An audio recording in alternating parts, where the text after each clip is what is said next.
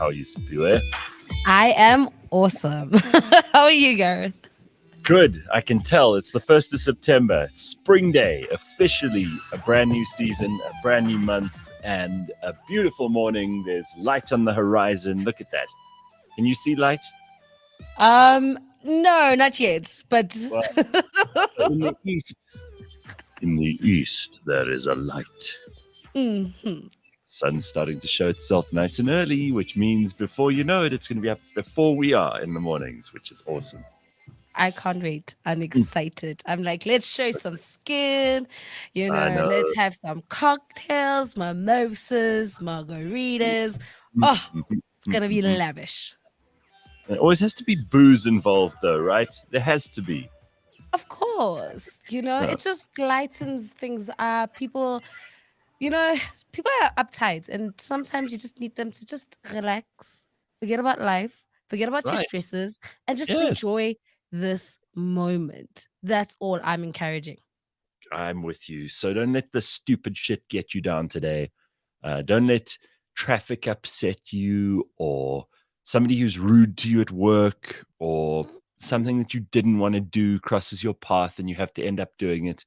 Just enjoy your day, right? Just make it work. Let's do that, shall we? Everybody. Let's fix things and get them going. So, there's quite a lot to get to today. I mean, it is Friday, and we do avoid politics wherever possible on a Friday. Mm-hmm. But I think we mentioned this earlier this week. It's just the most horrifying thing, because you think about all these people who've made money on the internet. The OnlyFans owner. We did speak about this, but it's still, I'm still horrified and shocked. I'm like, we go to work. I just said now we work every day. We try to get things moving. Yeah, so sometimes you have good days, sometimes you have bad days. The guy who started OnlyFans made $1.3 million per day in bonuses last year. Right? Last year, 2022, a year where most people in the world were struggling their asses off. And you know what's interesting about this? There's only like 53 employees at OnlyFans. And so I'm just Uber. like, you don't have to, it's like Uber. You don't have to own the cars. He doesn't have to manage porn stars. He doesn't have to be in charge of like people, tell them what to do, direct them, pay them a salary. Nothing. Yeah. We're in the wrong industry, Gareth. We're in the wrong industry. And he's like the sole shareholder. So it's like he's not even splitting this with other people. He's getting all of that all day, every day.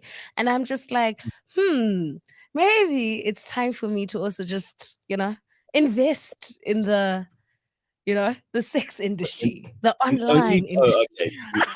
Okay. I knew this was going to happen. I blame MASH. Well, I don't want to create content, right? So that I don't want to do. I just want to be the guys behind the scenes, because if I'm one of those employees, surely my bonus is also nice. There's no reason for not getting a nice bonus. Like, I'm sure that's 20 million per employee. Come on now, that's nice. So here's the thing, right? You could work as a model on OnlyFans, and then you would have to do all the work yourself. You'd have to market yourself. You'd have to take the pictures or the videos. You have to post them, and you have to hand over, according to what the business model is, 20% of everything you earn to this company. 20%. That is a management fee. That is. If you work in entertainment, you usually give 20% to your agent stroke manager. So that's not unheard of. But they don't have to do anything. They just have to create the system. They just have to make sure it doesn't fall down. They just have to make sure those servers are working. They have to make sure that the people get paid properly, that their disbursements go in the right direction. So they've got to have agreements with banks and all of that stuff. They have to have tax agreements across the world. But it's not hard. Once you've got it set up, it kind of runs itself. Yes. I can just imagine what's it like. Yes. No, I'm saying. Are you going to work for OnlyFans, or are you going to work as an OnlyFans model? Because if you're going to work for him in his office, you're going to be doing tax and finances and all of that stuff. It's not then it's going to be like working for a big corporate. Yeah, but that's fine because now I know that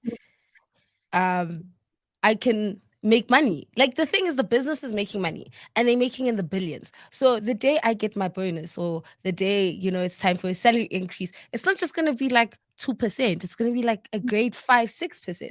And I Well, they would didn't. like to do customer service. Like I want to hear people's complaints. Like I can just imagine like the guy who subscribed to the OnlyFans and he's like, well, today I didn't get any content from, Gareth Cliff. What's wrong with that? Like Okay, but It's hang like, on. I need that content now. I paid for it. Yeah. I paid They never, $5.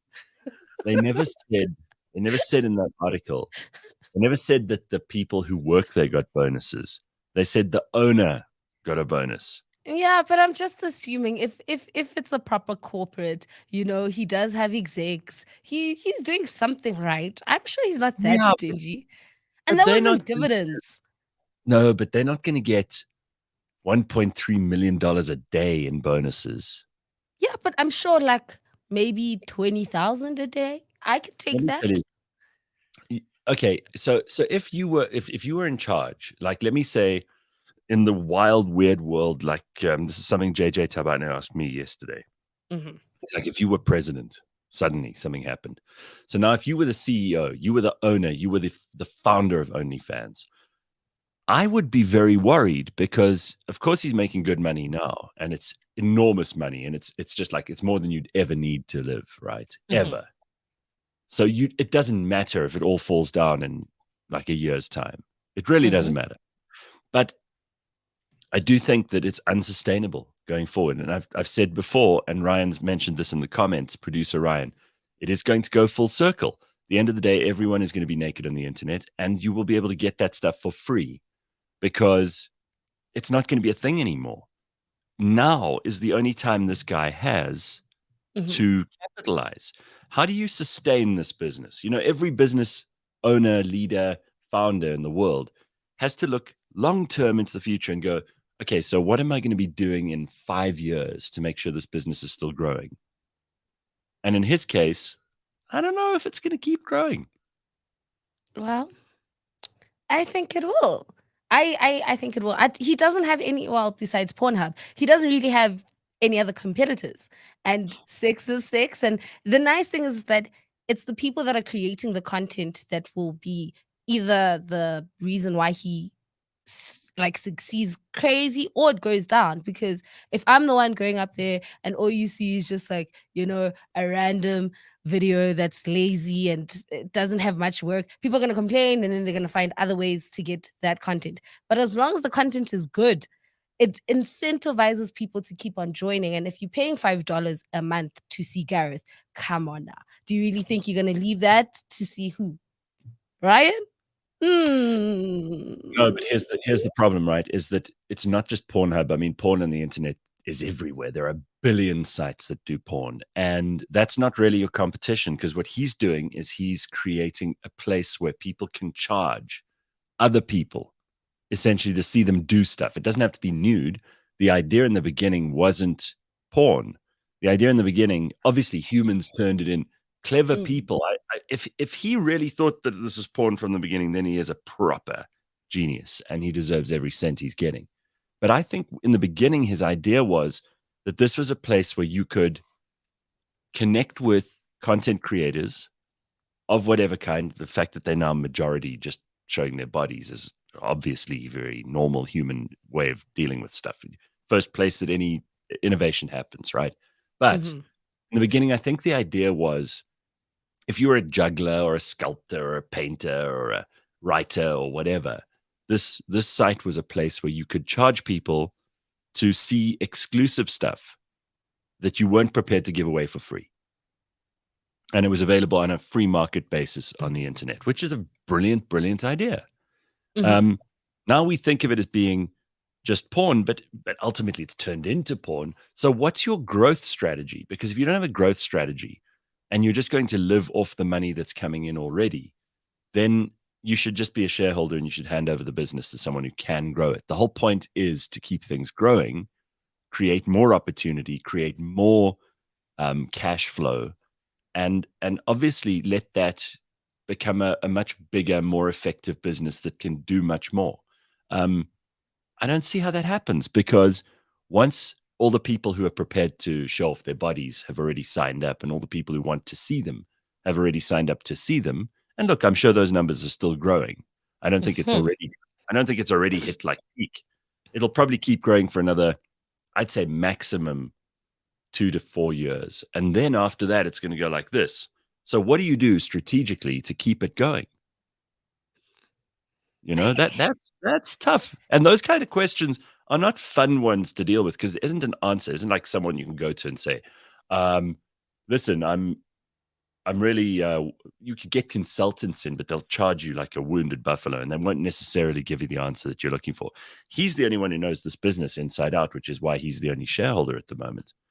And maybe one of the things he could do is bring in other shareholders, let them buy in, and let them come with fresh ideas. But like anything, even if you've got an electric business and you just, you go around fixing people's home wiring and electric and plug-in light systems, you still have to have a plan for how you're going to grow that. Because if you have 50 clients and next year you have 100 clients, you can't service them all as one person. You need to hire people. You need to know what you are and are not prepared to do, what your area of specialization is, all that sort of stuff. So maybe I'm being too serious about it. Maybe I'm thinking too much about this, but I just honestly think it's got a ceiling. And then once it reaches that ceiling, it's going to be meh. People are going to go, oh, well, everybody's naked on the internet. You just have to be prepared to pay for it.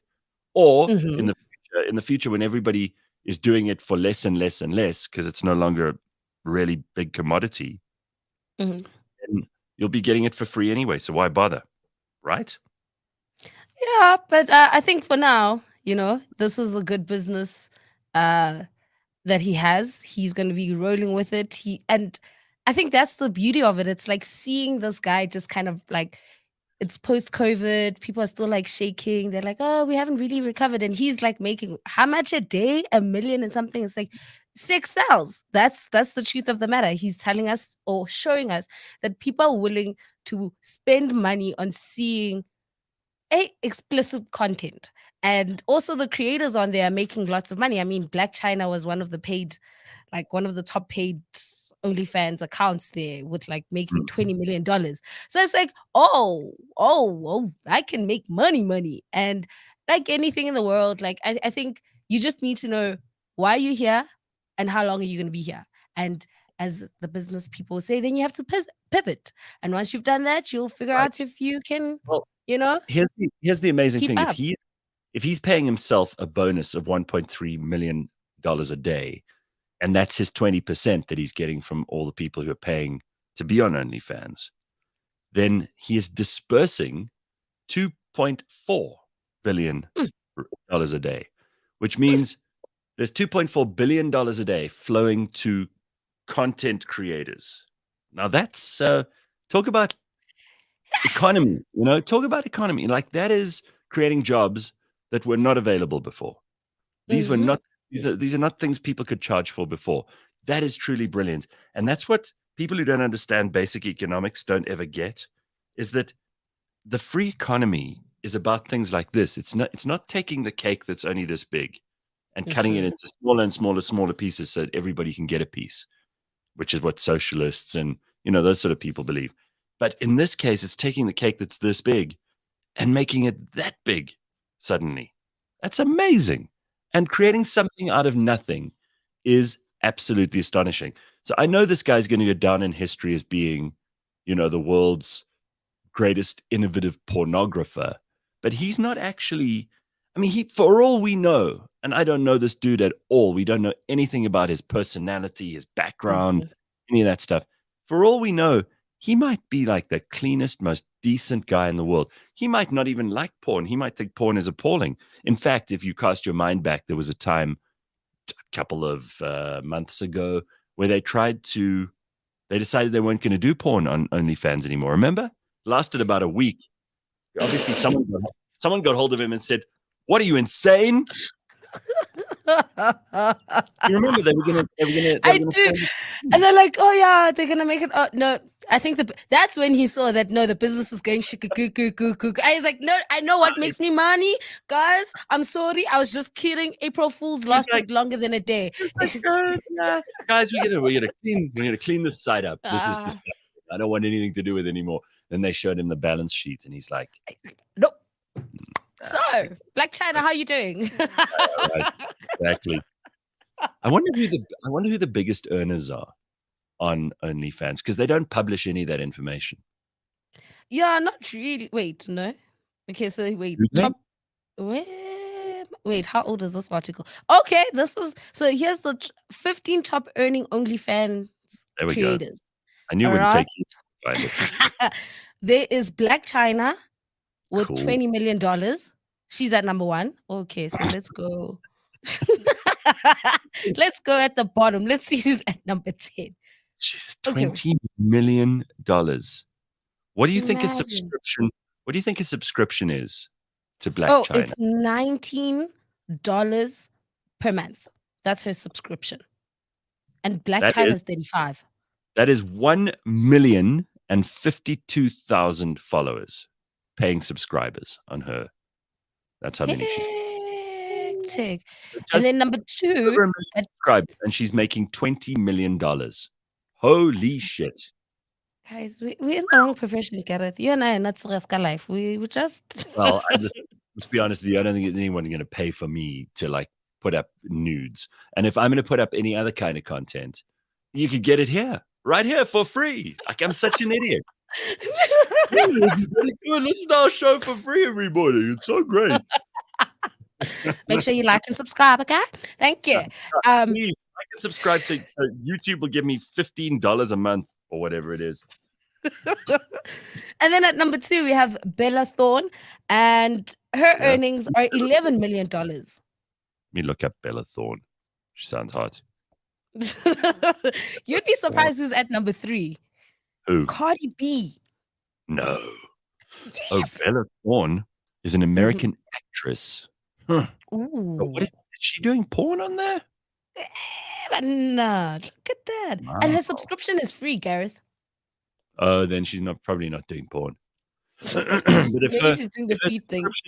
Oh, wait. She's got a free subscription, but then what happens is she will charge you for exclusive stuff inside of the subscription. That's what she's doing. Bella Thorne. Okay. I mean, we know what Black China looks like. Who else have we got? Cardi B. We have Cardi B, and she's like made $9 million US. Her subscription fee is about $4 per month. So yeah. At number 4, we have Tiger. Rack City bitch. Rack City bitch. That's he's the highest dude. Yeah, with 7.6 million. Wait, and his subscription is $20. JP says Bella Thorne was in Disney shows beforehand. Wow, that's a change in direction. You know, again, this is someone I've never heard of before. So I had to look her up. These other people I've heard of. I've heard of Tiger, I've heard of Black China, I've heard of Cardi B, obviously. But she's right up there. And I mean, you know what? Good for these people. It's another stream of income. We can bitch and moan all we like. And you may have all kinds of ethical and moral disagreements with people who do nudes online and sell them for money, but they don't care and they don't have to.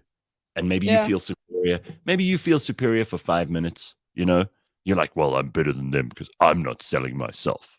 I'm not a whore. Let me tell you something. Your morals are holding you back in life. That's it. You could also be a millionaire. You could be a billionaire, but your morals.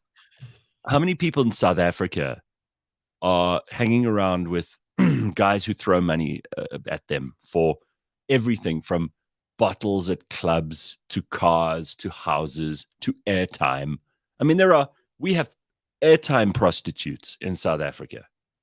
So you telling me you're gonna say somehow you're morally and ethically better than them because what? You do work that you don't prostitute yourself for? You don't actually have sex with people for, but you spend I don't know, 8 hours a day, 10 hours a day at the office, you think you're better than them?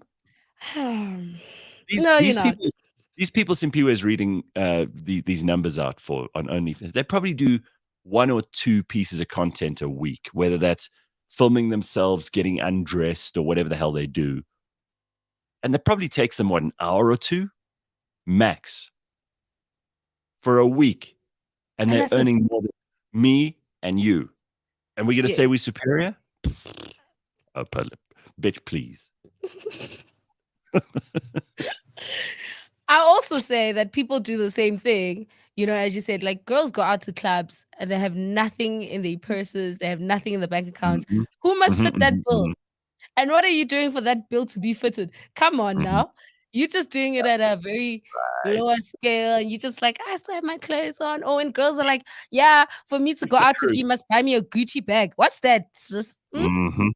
Yep. Mm. Uh-huh. Yeah. You're saying you're not, but you're not a hooker. No, No, you're not a but prostitute. And mm, someone on OnlyFans, you look down on them. They're such trash. mm. But for you Pah. to look at a guy, there must be a bank notification, and then you take him seriously. Ma'am, we see you. Yeah, just say, just say. Slippery Pickle says the old Hollywood actresses like Sandra Bullock and Jennifer Aniston would never have exposed themselves in OnlyFans like that. No, but I'm pretty sure that there are a lot of old school Hollywood actresses whose nudes are going around anyway. They would have ended up nude for a movie, right? So, Yes. so let's say you are, I don't know, Julia Roberts in Pretty Woman. Well, no. Let's use an example that actually happened. Sharon Stone in Basic Instinct. This is a movie that came out in the 90s. Famously, Sharon Stone flashed everything, right? Below the waist, skirt was up. You could see the lot. It was probably the only reason people went to see that stupid movie. Mm-hmm. She got paid to do the movie. She earned probably quite a lot of money.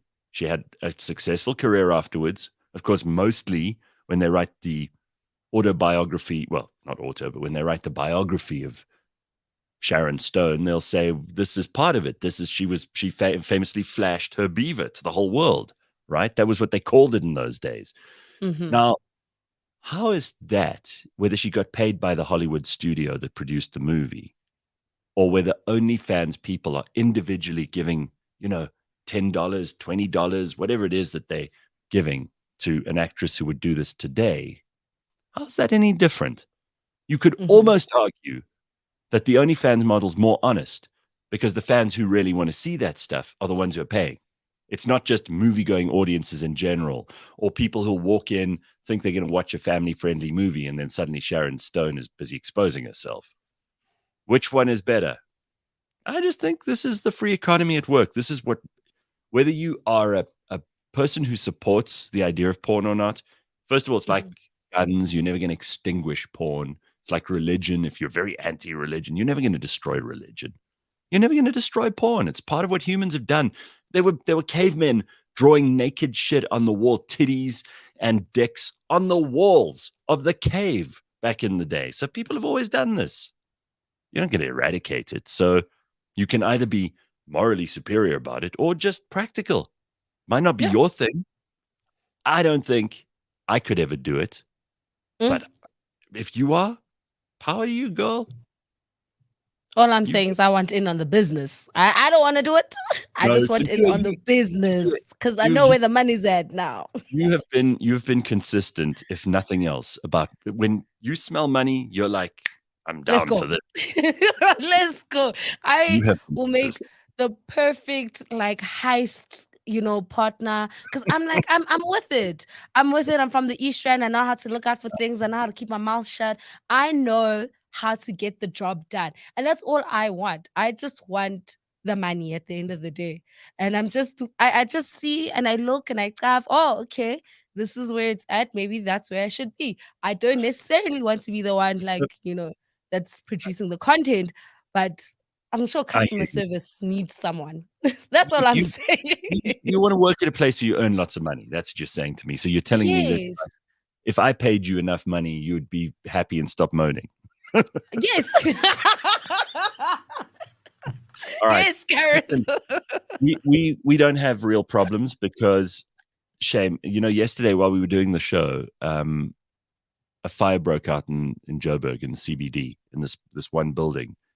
I mean, over 60 people have lost their lives. It's an absolute disaster. Yeah. And some of these people who've burnt to death are children. Smoke inhalation has killed many.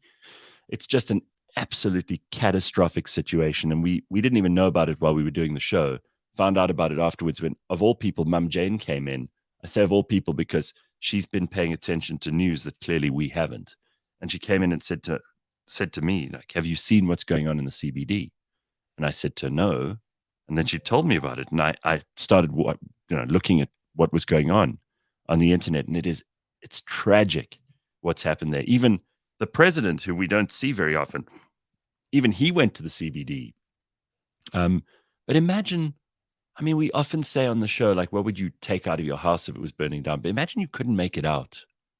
Imagine how many buildings there are in South Africa, and particularly in our derelict urban areas, where there are no fire and safety protocols. That they haven't maintained the building probably in years. Who knows if the fire extinguishers work? Who knows if the stairways are clear? Who knows if people, if a fire starts in one place, is there a firewall with a gap between the bricks where it can stop burning between rooms, for example? I mean, I don't think any of that happens, and it's just a tragic, horrible situation. And I feel very, very bad for the people who are in there. It made headlines all over the world. I got WhatsApps from people in America saying they heard about this. So, I mean, all I can say is it's just the most horrible, horrible thing in a week where, mostly people are starting to get excited about the weather changing and everything else. This is a reality for so many people, is that they're living in conditions where they're just not safe. It's really, really awful. Yeah. And you know what's sad about that is that, like, they just lost everything.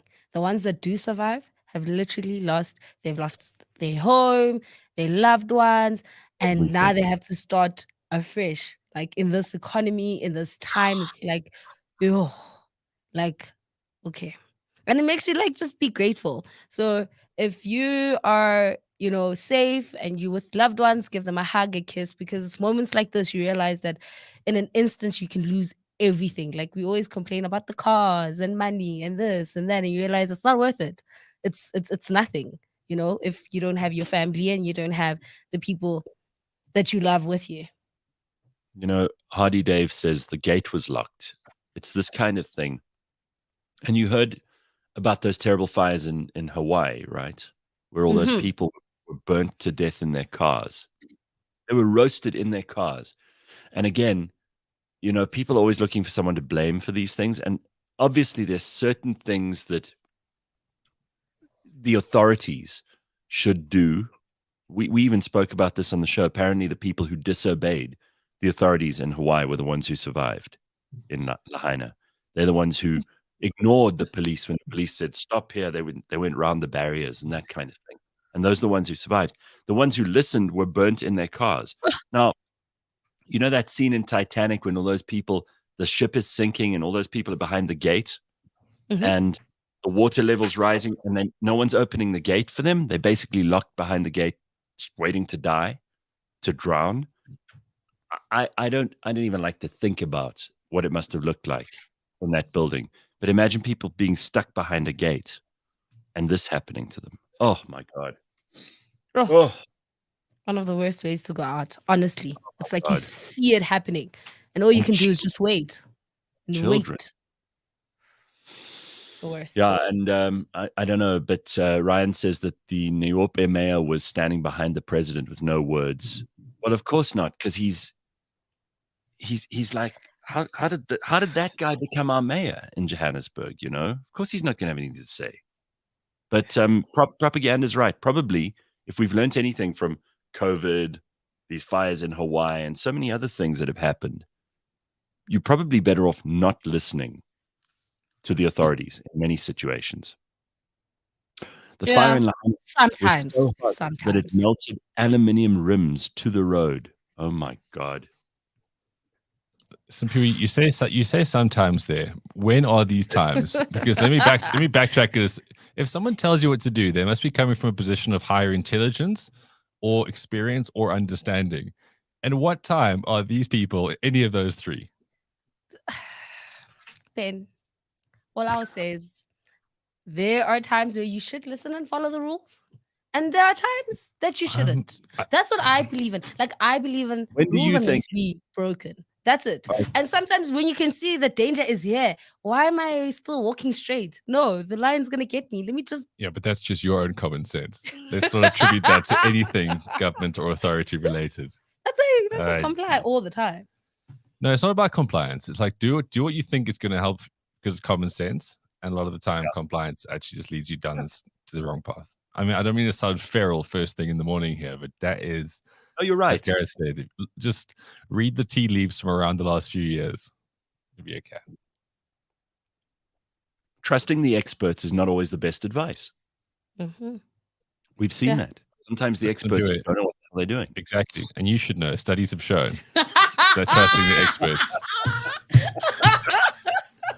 Are we piling onto Simphiwe this morning for trying to be a good citizen? All right, so Ben, how's the sleeping going? Because this was a major revelation last week. We even got a voice note from Daniela admonishing you for blaming her. But you were bitching and moaning about not being able to sleep properly, which is a big problem. If people can't sleep properly, they get grumpy, they get unhealthy. It's a very bad situation. So have you managed to make any progress there? Yeah, horrific. I was making progress this week. Last night, not so much. Maybe it's just a Friday thing in particular here. I come in, I feel so like finished. And then it's like the lights. But yeah, I mean, there's always something on a Thursday night. Maybe it's been a very hectic week for, if you're really working hard. I mean, there are a lot of people who don't really work hard. They kind of, they just slum it. They kind of do the minimum. But I don't think you're that kind of person. So I imagine by the end of the week, you're pretty tired. Yeah, well, look, this week actually was a good week in that work was going well, and that there's lots of it. And I actually had good workouts this week. Makes all the difference, because I think I'm finally, after all these winter sort of hiccups, I'm back to being strong again. Yeah. I know. I feel like He-Man on his dog horse, whatever that thing is called, Battle Cat.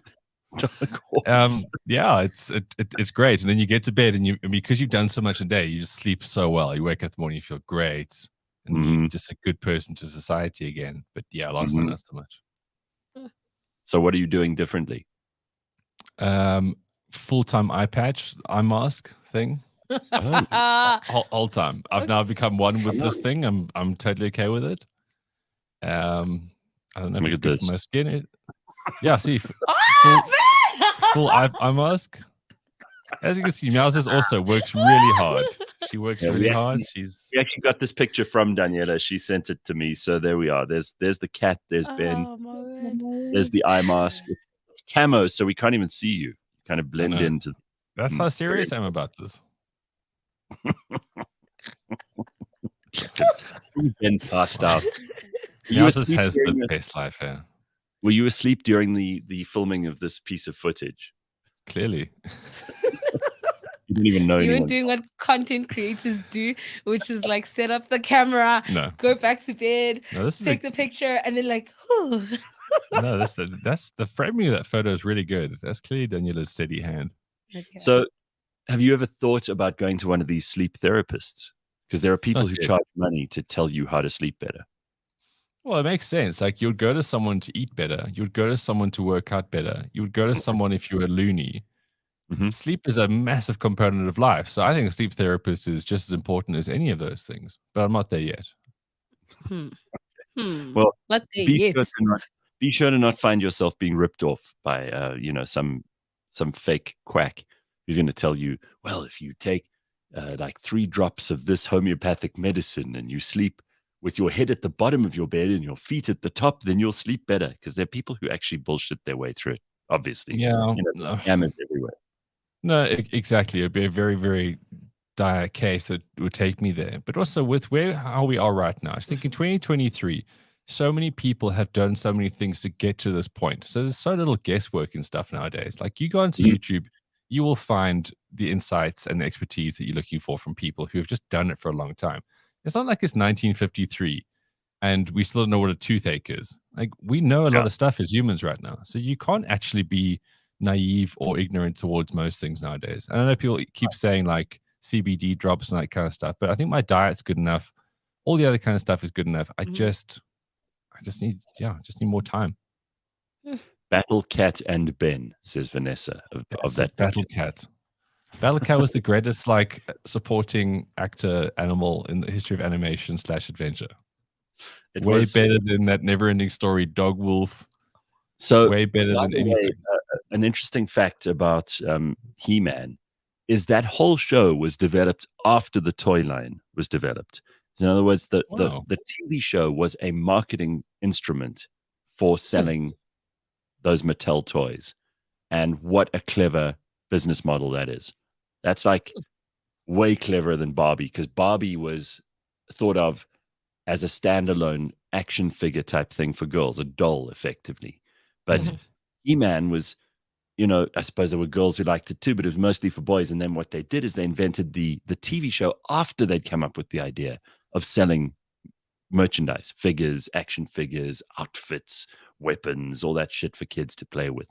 And that's a very clever way of looking at things. We were talking earlier about like the great business model of OnlyFans, but I do want to move on to something else because we've got some incredible stuff happening on the show this morning. So, of course, we've got the perfect picture a bit later on, which is going to be with someone who I think you find very interesting, Roux, who is a 33-year-old South African singer, performer, and TV personality. He's part of that show.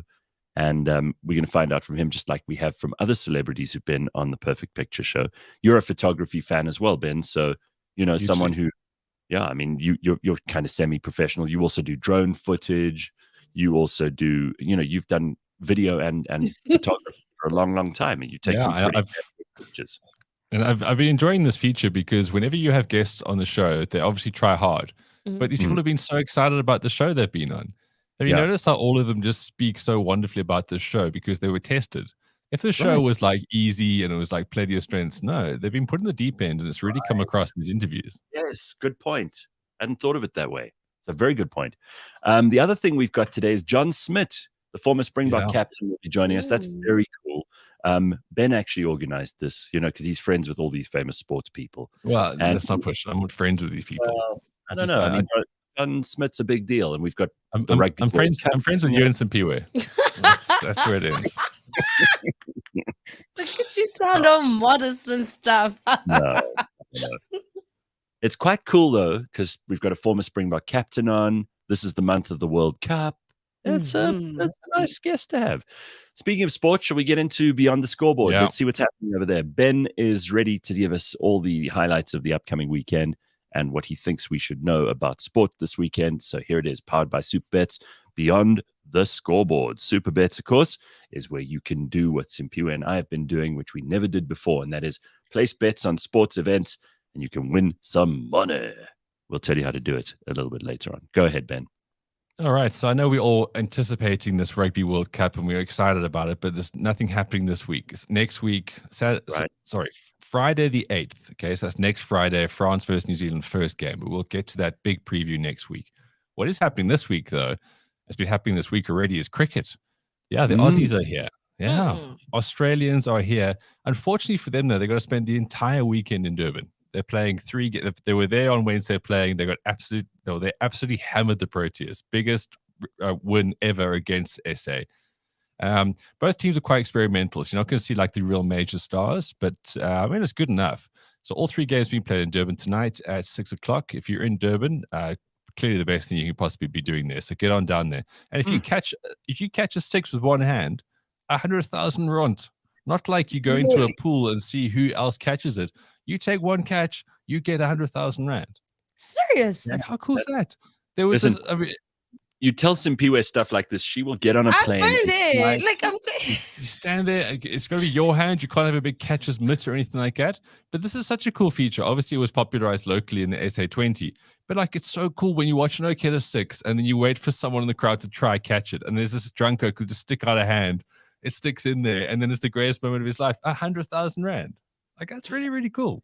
But Ben, isn't it also those are the things I like to hear? Easy ways to make money. It's clever for another reason, because how many people have been hit by a cricket ball, and not a lot. Smart, but when it happens, smart. I mean, it's pretty stupid, and it happens because those people who are hit by the cricket ball are not actually watching the match. You know, someone's talking to their friend. Now you'll be paying attention because it could be. Got to watch every second. Yeah, exactly. Yeah. So that is this evening at 6 o'clock, and then Sunday daytime game. So you can take the kids to that one. It'll be less rowdy. That'll be 2 o'clock. So the next Thursday is the start of the 5-match ODI series. That's when you will see some of the bigger names that the crowds love to shout wanker at, like David Warner. And then 5th October will be the Cricket World Cup. Ooh. So I mean, it's just back to back to back. It really is quite an incredible year of World Cups and for cricket. Premier League tonight, Luton Town. They're new to the Premier League. Obviously, they got promoted, but they've been taking a bit of a trials during most weeks. They'll be at home to West Ham tonight at 9 o'clock. Then tomorrow, big run of fixtures here. Chelsea versus Nottingham Forest at 4. Man City versus Fulham at 4. Burnley versus Spurs, same time. And then Brighton versus Newcastle. And Newcastle narrowly lost against Man City last week, and they'll be firing back against a pretty decent Brighton side. So there is an entire day of just football for you to love. And then Sunday, Liverpool versus Aston Villa. 3 o'clock, Arsenal versus Man United at 5:30. That is the big game. And Arsenal better win this one. They dropped points last week. I think it was against Fulham. So frustrating. Sorry, I'm not going to make out like I'm an Arsenal fan. I've gone through that. I've been through that drama. I'm not going to bring it to you. No. Obviously, in football news, as we established last week, we'll only care about the local game if Sundowns win or lose. Did they win or lose this week, Simphiwe? Obviously, they won. They beat Polokwane City 2-0. Top of the PSL. Let's move on. It's the US Open this week, right? Yes. The tennis. Oh, I watched like one of the games. Got a bit heated with the time controversy with Coco and I forgot the other lady. So that's the game I watched. Okay, Coco Gauff. Yes. Now, for some reason, this is massive progress. Before, some people would have nothing to say about tennis. So I got a game, I got a first name, and I got a context of the drama. I mean, that's something. So there's something strange about the US Open. I don't know if it's a hard court. I don't know if it's because it's in New York or it's just got Yanks in or whatever it is. But it's always the one that has all the heat tensions. Like it always is. So if you like a bit of theater and you hate sleeping, US Open's a thing for you. Now we're into the 3rd round stage right now, so I won't go too much into details. But I can tell you, in the women's draw, the 12th, the 11th, and the 7th seeds are already out, and in the men's, the 11th, the 7th, the 4th, and the 5th, they're also gone. Casper Ruud, you thought he was good, gone. Stefanos Tsitsipas, gone. So 3rd round will be there. Basically, I think the Alcaraz kid's going to win. He went straight through South Africa, Lloyd Harris yesterday, 3 sets. He's obviously top seed, top of the draw. Novak Djokovic, 2nd seed, other side of the draw, and then they come together. Like the Spice Girls say, 2 becomes 1 or 2 versus 1. And then we'll get all the action. But that, again, next weekend. In golf, obviously, Ryder Cup is happening. I mean, this is just the best year of sport. We've got World Cups. There's Ryder Cup in Rome. So the Americans have announced their team. Shock horror, they had Brooks Koepka, who defected to the Live Tour. But he also won a major this year. He did really well when he played and when he cared. So he is in that mix. Now, what happens is the team captains, they have like the guys who do the best on the rankings. They're automatically guaranteed to play. Then they get the picks. They get 6 picks, guys who either play on other tours or maybe out of form, but they've got legacy points, and then or they're really good here, or they're just decent oaks to drink with. Whatever the captain's motivation is, he gets 6 picks in the end. So the Europeans will announce their team on Monday. So currently, obviously, guys like Rory McIlroy, John Rahm, Victor Hovland, they're guaranteed spots. So like this weekend, the last event, you can potentially make a bit of a qualification move here at the Amiga European Masters, which is played up in the mountains. Literally is the sound of music these guys are hitting golf balls into. So 6 picks. Will Luke Donald go for some outsiders, some old hands? I know he won't pick any Live Tour players because they're mostly shite. So lots to look out for in the golf. And then obviously Formula Verstappen goes to Monza in Italy. And if you haven't been paying attention, Verstappen has 339 points. He just keeps winning. His teammate Perez is the closest competitor on 201. So I don't need to tell you that you go watch Drive to Survive to work that out. If you would place one bet for this weekend, what would you do? What would you choose? Yeah, Gareth, what I do is I do the multipliers here. I don't really bet on one thing. I mean, I would say the Aussies are looking bloody strong in the cricket. They've got some. This one, he's never played first-class cricket before. He's played T20 bashes around the world in a few games for Singapore, and he's an absolute beast. David is his name. So I think they've got more firepower, and our team, I don't know why they were so shit on Wednesday, but I'd bet on the Aussies this weekend. Yeah, right, so I think it says here that we've got 1.43 are the odds on South Africa, the home odds. The away odds are 0.55. Yeah, as you can tell, look, okay, going to cricket, going to live betting. I had a lot of fun with this on Wednesday. So when you're watching these oaks play, batsmen can come out and there'll be a little spot there going, will this guy get 25? Yes, no. Yes will obviously be high odds, no will be lower odds. Also depends on the batsman. So like Temba Bavuma, okay, he strode to the crease and I was like, Temba, my man, this is going to be your night, okay? Put however much money on his little make 25. Fuck, it gets bowled for a duck. Gone. But, take it and you leave it, because when those Aussies were going at it, you would get something like saying, fifth dismissal, 175, yes or no. So if they don't lose a wicket, their fifth wicket, by the time they get to 175, then you win the bet. So if you're going to bet on cricket this weekend, you've got great opportunities for this. And of course, with World Cup coming up, there's those in-play kind of bets that are really exciting, because then you actually have something to watch for. Because if these guys are dominating, they're clapping sixes against our pie bowlers, whatever, you don't want to endure that. You want to say, will they get to 200 without losing another wicket? Will they lose a wicket now? And then you're on it. Because this is what it's about, right? We're here to play, have a bit of fun. There we go. So I would say have a crack on that this weekend. So that starts in 11 hours from now, and then you can watch it live. As Ben says, it's even more fun because you can place those bets while it's going on live. Lovely. All right, very good. Yeah. Super Bets, of course, is where you can place these bets, supports responsible gambling. Strictly no under 18s. Winners know when to stop. The South African Responsible Gambling Foundation's toll-free counseling hotline number is 0800 006 008. Awesome. I've got a video for you. It's become a bit of a habit now on Fridays for me to find the funniest thing that's viral, and this is just the best. I put it on my Instagram yesterday, and people love it.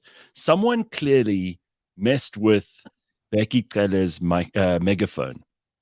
So I want to know who this person is for this. Well, not for the same reasons, but I'm sure that Becky Cele wants to know who they are as well. But I think this person is a hero to all South Africans, because absolutely this minister has never made more sense than when his megaphone started making like almost like a sex noise. But it was probably a siren that was in the settings, and whoever did this, if it was done on purpose, we will never know. But whoever did this, you're an absolute hero. You're a genius. You are the most important South African we didn't know we needed. Watch how the Minister of Police gets so frustrated by the megaphone, and the policeman next to him starts clapping it with his hand, because, in South Africa, when we can't get something to work, we just clap it and then starts working properly. But here's Freddy Krueger with his stupid hat on, trying to get his megaphone working. Watch what happens.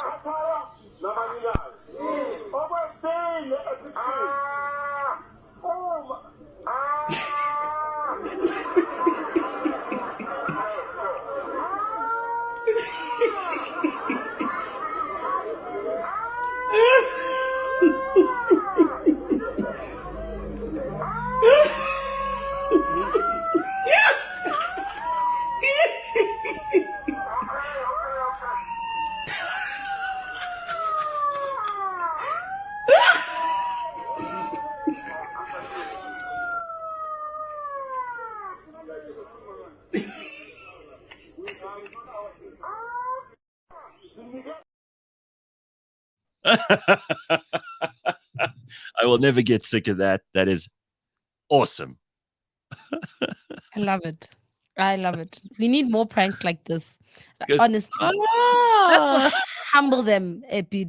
Be like, wait.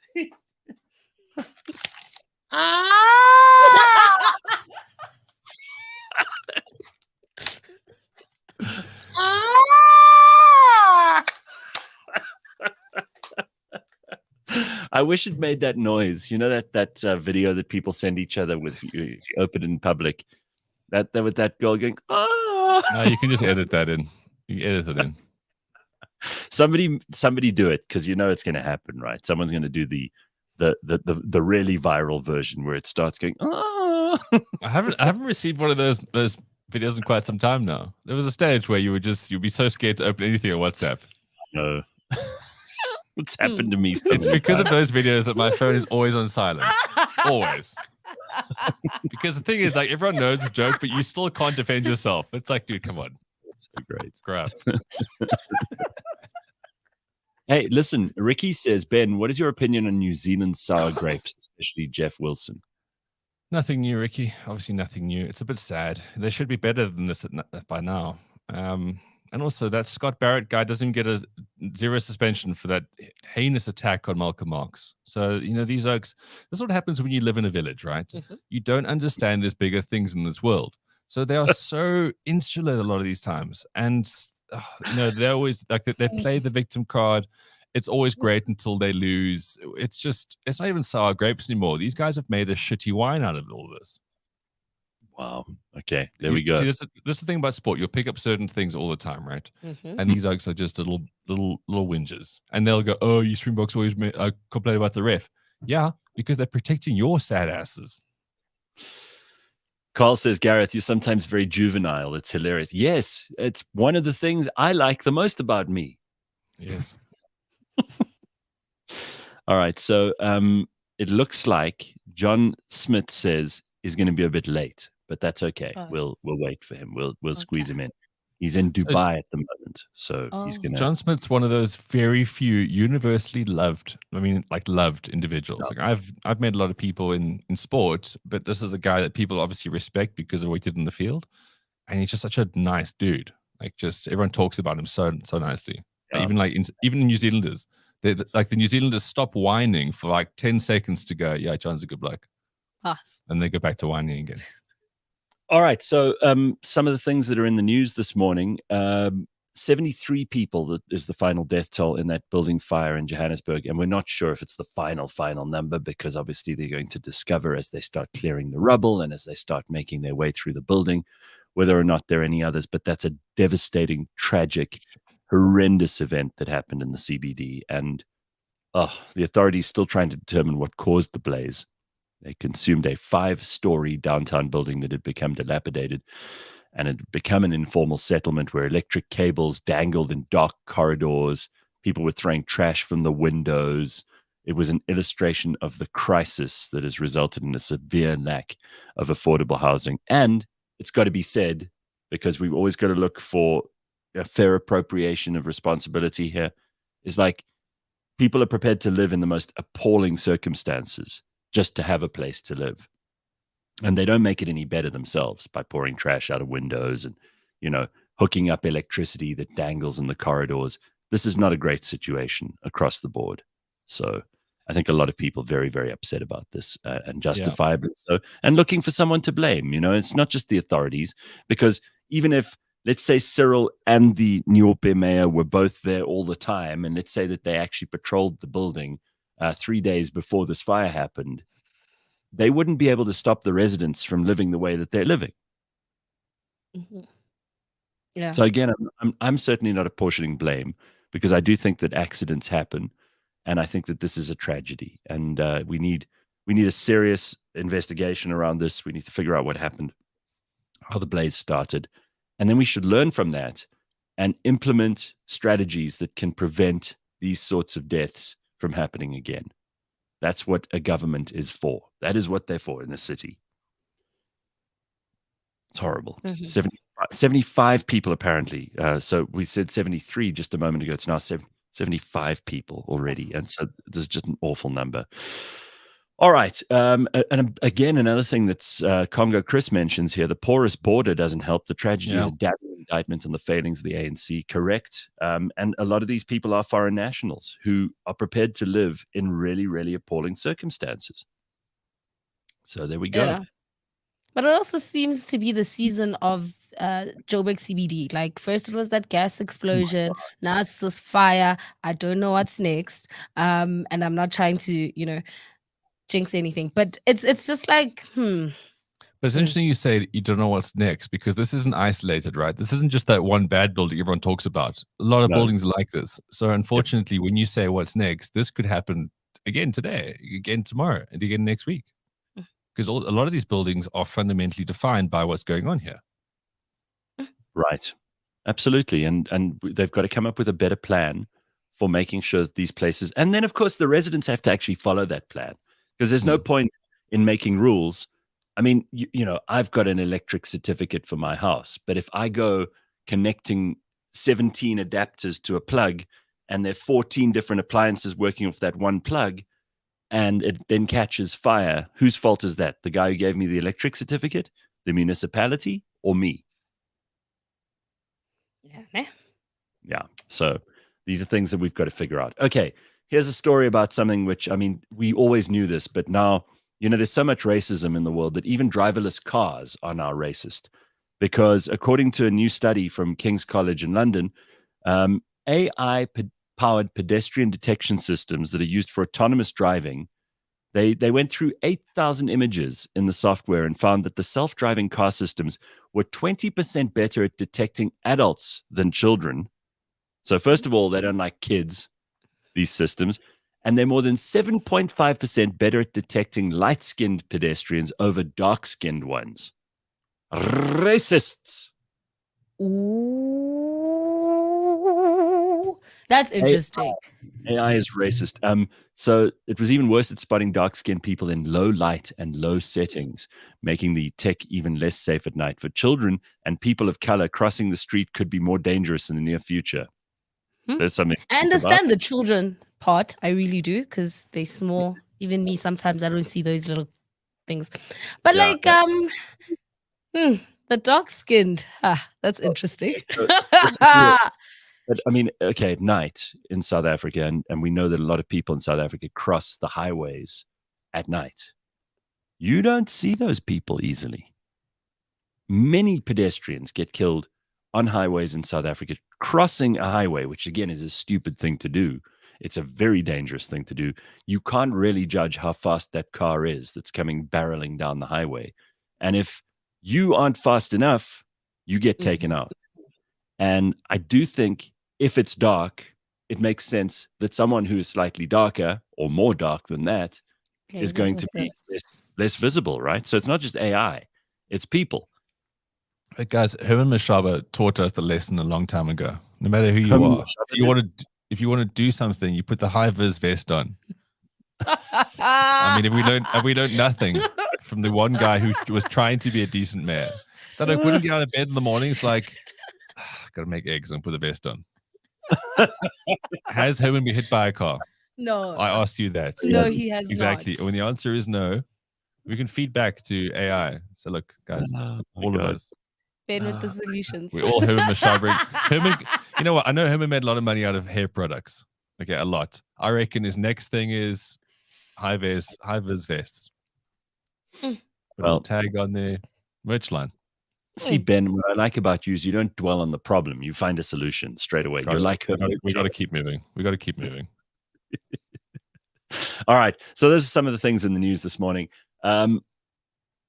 Simphiwe wants to know if we should weigh passengers on airlines. I already said long ago that we weigh luggage. Do you know that? Here's a scary thing.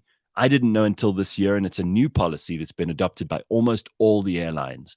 Yes. You cannot take carry-on luggage onto the plane like you used to just be able to. Most of them have new luggage rules. You need to check this out. This is a very, very big deal. If you are the kind of person who thought, oh, well, I'll just pack a little bag and take it on board with me, you can't just do that anymore. They're very strict rules on most of the international flights, Ben. International flights? Oh, okay, yeah. You have to check them in, and you have to pay extra for that. And there are all kinds of new charges that they put into place. I gotta say, I hate the guy I am. Every now and again, I go do like a little interview in Cape Town or something, right? Yeah. So I'm not going to check my camera stuff in. Okay. But then I've got tripods. Like it's a small production, but I am the production. And I'm the dude who's got a backpack. Yeah. There's a laptop, and then I've got the 2 tripods. And I always look at this and go, if I saw me, I'd hate me. Yeah. But like, you know, it all kind of works, right? Like the one bag goes under the chair in front, up top, tripods don't take too much space. But I am definitely over all those kind of things. And like, if someone says to me, do you taking the piss? I'll go, you know what? Fair. Yeah, I am. Okay. Yeah. Yeah. So the reason why luckily they're quite chilled about this kind of stuff, as my story suggests. It's not that, dude. It's not that. You're not us. I'm wearing a high-vis vest. Everyone knows where I am. I'm safe. That's always the most important thing, Dennis. The high vis. That's that guy. No, he's wearing a high-vis vest. He's one of us. But the reason why I asked this question is because just after 3 months of Airline New Zealand announced that they'll be carrying out this like weighing the passengers and their luggage. Also, Korea Airline has also said we're gonna do this. But what's funny is they're not gonna charge people more if they're overweight. They just want you to step on the scale. It's not gonna be announced, and why bother? Want to know. So it's like, why? Like, then should we really be like? And if you don't want to do it, you're more than welcome not to do it. It's not compulsory. Bullshit anyway. But you either go the whole hog or you don't bother with this. And by the whole hog, I mean you put fat hogs on that scale and you charge them more. I don't know. Like, I'm just like, I have the issue with the scale in general. So I'm just like, I'm not going to be stepping on that thing. Can we look at it like this, right? It's safety. When you get into a lift, it says there, 8 people, 1,000 kilograms, whatever. Otherwise, it won't go up. A plane, however many people, this is the kind of weight, it won't go up. Okay, so they say, let's go with that, right? And they say... I mean, obviously I'm lying a little bit here because those planes are strong. But I mean, let's work on this basis here. Yes, that they say the plane can only take 1,000 kilograms, for example. Yeah. Making it very simple. And they have a full flight. Just to find out that, like, by the time passenger number 60 flips, they've reached the 1,000 capacity. What happens to the rest of the others? As much as I love this, it's already like 2 minutes past 7. We've got to take a break.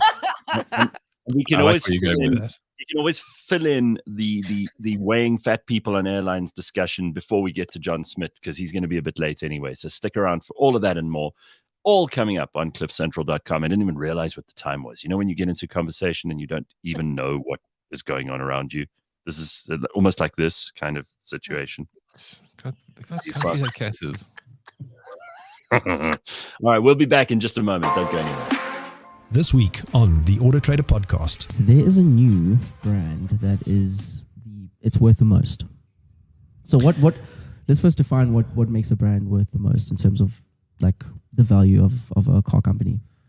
Well, I mean, I don't know if you can call it the value of the brand as much as you can call it its market cap on a stock exchange. You know, people don't, what does that even mean though? I think is that, well, it's how much people are willing to buy the stock for. Yeah.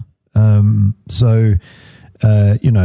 I mean, historically, Toyota and Tesla have been kind of at the top, and I think VW have been at the very top. VW for a lot of reasons. I mean, they own a lot of brands. One, Tesla because it's kind of the fastest growing company, well, one of the fastest growing companies in the world.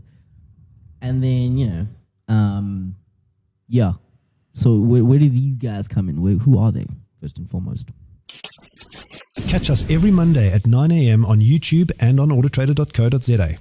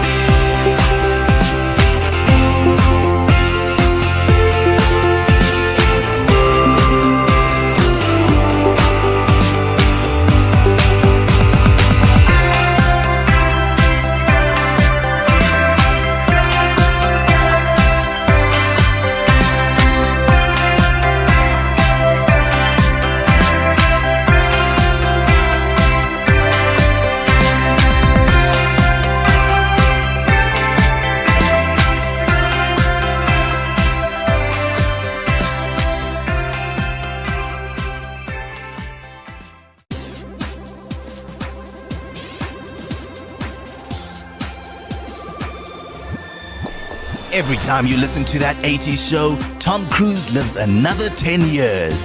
every Friday on cliffcentral.com. Paolo and Dory review movies, reminisce about old songs, remember childhood places that are now car parks, and say some outrageously rude things about Patrick Swayze's brother. That 80s Show. New episode every Friday, live or as a podcast on cliffcentral.com.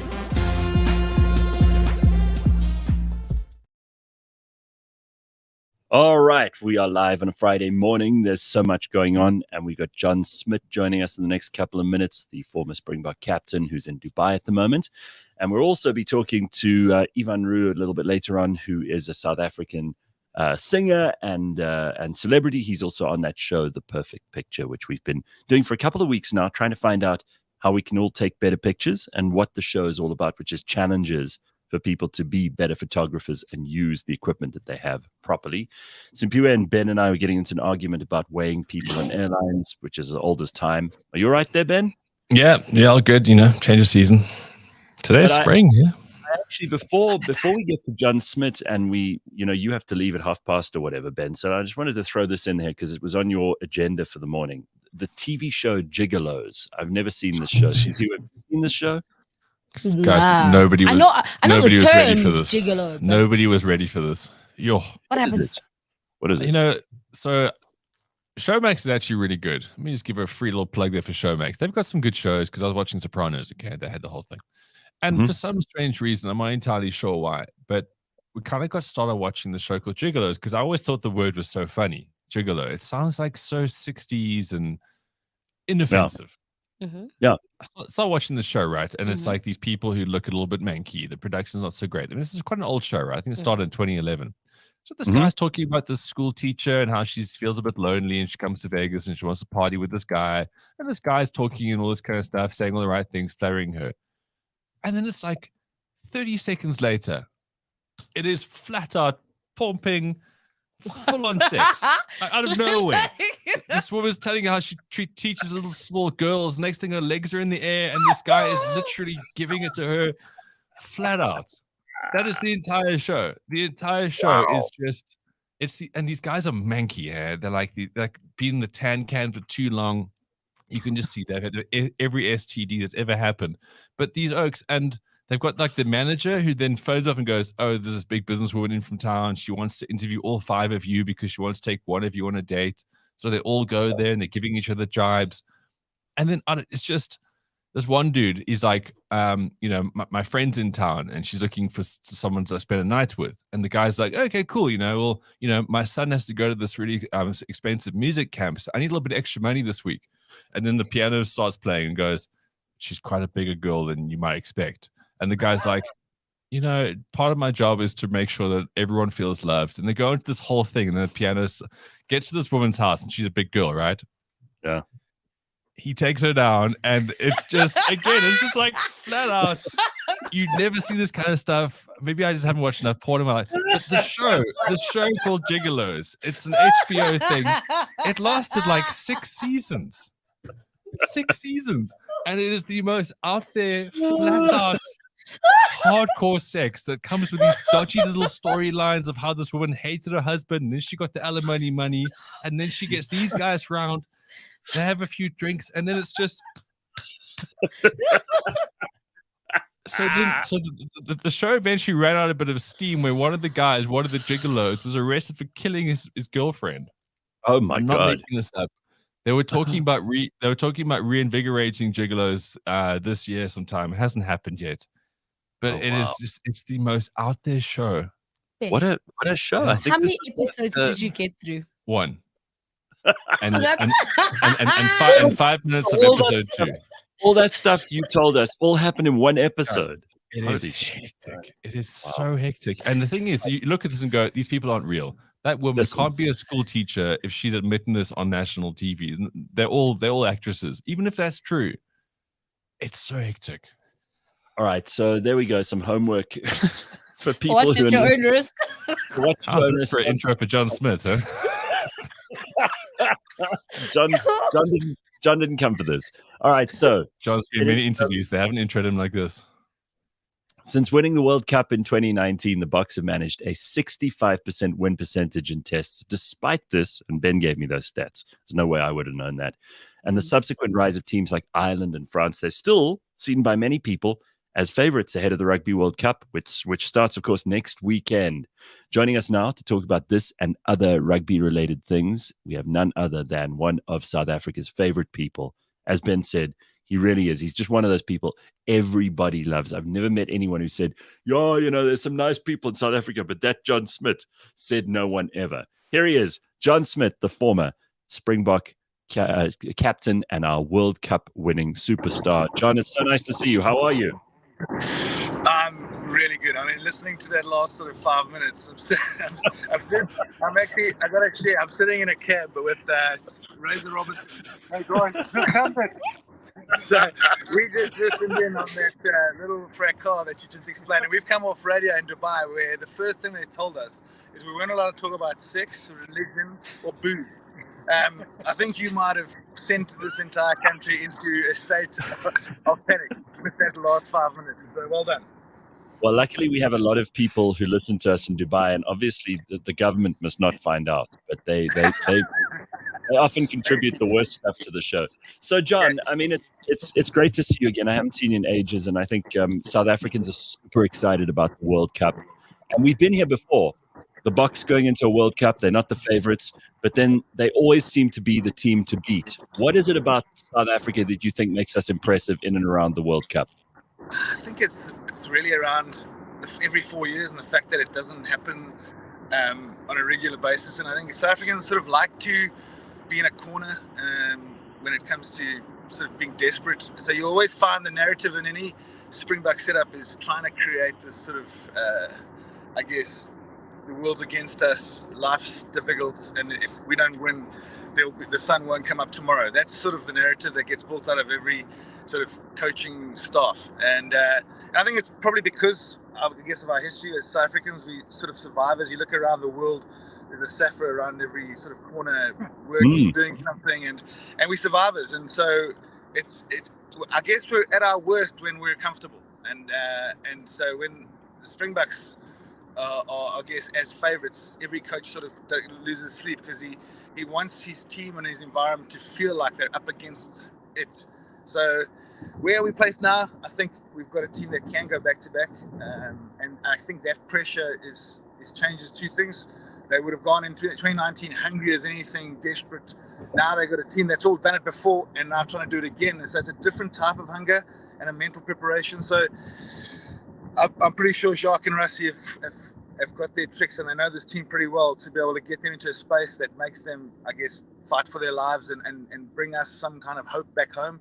And he'll play on those emotions, I'm sure. Mm-hmm. Ben, I know you've got a bunch of things you want to ask John. I'm not going to monopolize his time. All you, Gareth. It's the Gareth Cliff Show. Don't get me talking about sport. Then it'll be like 3 hours. I think we should just let Ben keep going on the Gigolo story. But John, what's it like? Because you spent most of your life playing rugby. Do you enjoy it as much when you're watching?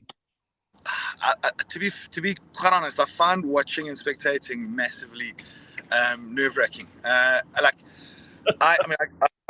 You say that one of the things I do is work as a pundit, and like watching a neutral game is really cool. Sitting down and watching a Springbok test, whether I'm working on Supersport or whether I'm watching it at home with a few beers, it's nerve-wracking. Like, I don't know, it feels like it's part of my life. So I'm in no way involved with the Springboks, but I feel like there's this desperate need for them to do well. And so when they're not doing well, it feels like it affects my life. And I think that's how we feel as spectators. And I've had the privilege of being able to play for them as well as now being a fan. And it's much harder being a fan. As a player, you had an influence. You could have 20 minutes to actually affect the results. And as a fan, you're just stuck and super reliant on watching and hoping. And it's a tough place to be. So to all those fans out there, sorry for tormenting you for all those years. I'm now tormented. Yeah. John, I believe that you've now become like the Ryan Reynolds of brandewyn. Have you got your own brandy? This is another thing South Africans love. is we love rugby, but we also love drinking. I mean, Simphiwe and Ben, both big brandy drinkers. Look at them. You could tell. Look, I tell you one thing. I've now been living in Pretoria for 4 years, Gareth, and brandy is quite an important part of your life when you're living in Pretoria. So, and then you travel the world, and it's so difficult to get a brandy and coke. So, we just thought, why not do something special and take a bit of. I think it's something special around South Africa. We look at our wine. Our wine's everywhere in the world, and we've got some of the best distilleries in South Africa that we just don't sort of take to the world. So, yeah, we've got a Vant brandy that now hopefully you can order around the world. And if you want to slide some coke into it, you're more than welcome to, just to remind you of South Africa, specifically Centurion. Yeah, so we really it's been exciting. We've got quite a few guys involved as well. So sort of like I guess it's like a rugby team that's decided to take something out. And it's strange. You talk about a rugby culture, and we've always found like breaking bread, having meals, and sharing a drink has always been the way we've sort of connected and gotten to know each other. And so absolutely, maybe sort of take that to the world. So Gareth, one of the cool things about when John gets involved in something, he's not just putting a signature and a name to it. With this event Brandy is talking about, like player access is one of the rarest things for fans to get, because you have to either be cool, you got to know someone, or you got to be really, really rich. So a lot of us don't on any of those things. So with this, if you actually buy the product, you can get into this whole avant-garde, and they've actually got like a member basis. So you can actually have like calls like this. You can get involved. You get match insights, because like again, we're cool and rich as a show, so we can talk to John. I mean, here we have him here. But if you join this, then you can actually have access to the players, and they've got great players too. I see there's George Gregan, Justin Marshall. Sure, there's a lot more that's kind of being revealed as we go from here. Maxwell Mapimpi, Jean de Villiers. So it's not just John. I mean, John's cool alone, but I mean, this is quite a lineup. So are you, I mean, is this part of the marketing idea behind this thing, or are you just really keen? Because I would be terrified to have like a bunch of brandy drinkers trying to ask me questions. It's not always the best idea. Well, we'll get the questions in early, Gareth. No, look, it really is. I guess the timing is obviously ideal. We're in a Rugby World Cup here. Everyone is crazy about it. And you're right, Ben. We sort of revealing names as we go along, and the idea is we're going to get to a team of 15. So as we go along, we sort of trying to grow the interest in, and brand is one thing, but obviously this Avant brand is something that we want to be synonymous with rugby in a Rugby World Cup year. So as these announcements come, and as people sort of join in and get involved, they get to join our team, even if it's virtually or whether it's in person, but it sort of all happens organically as the World Cup unfolds.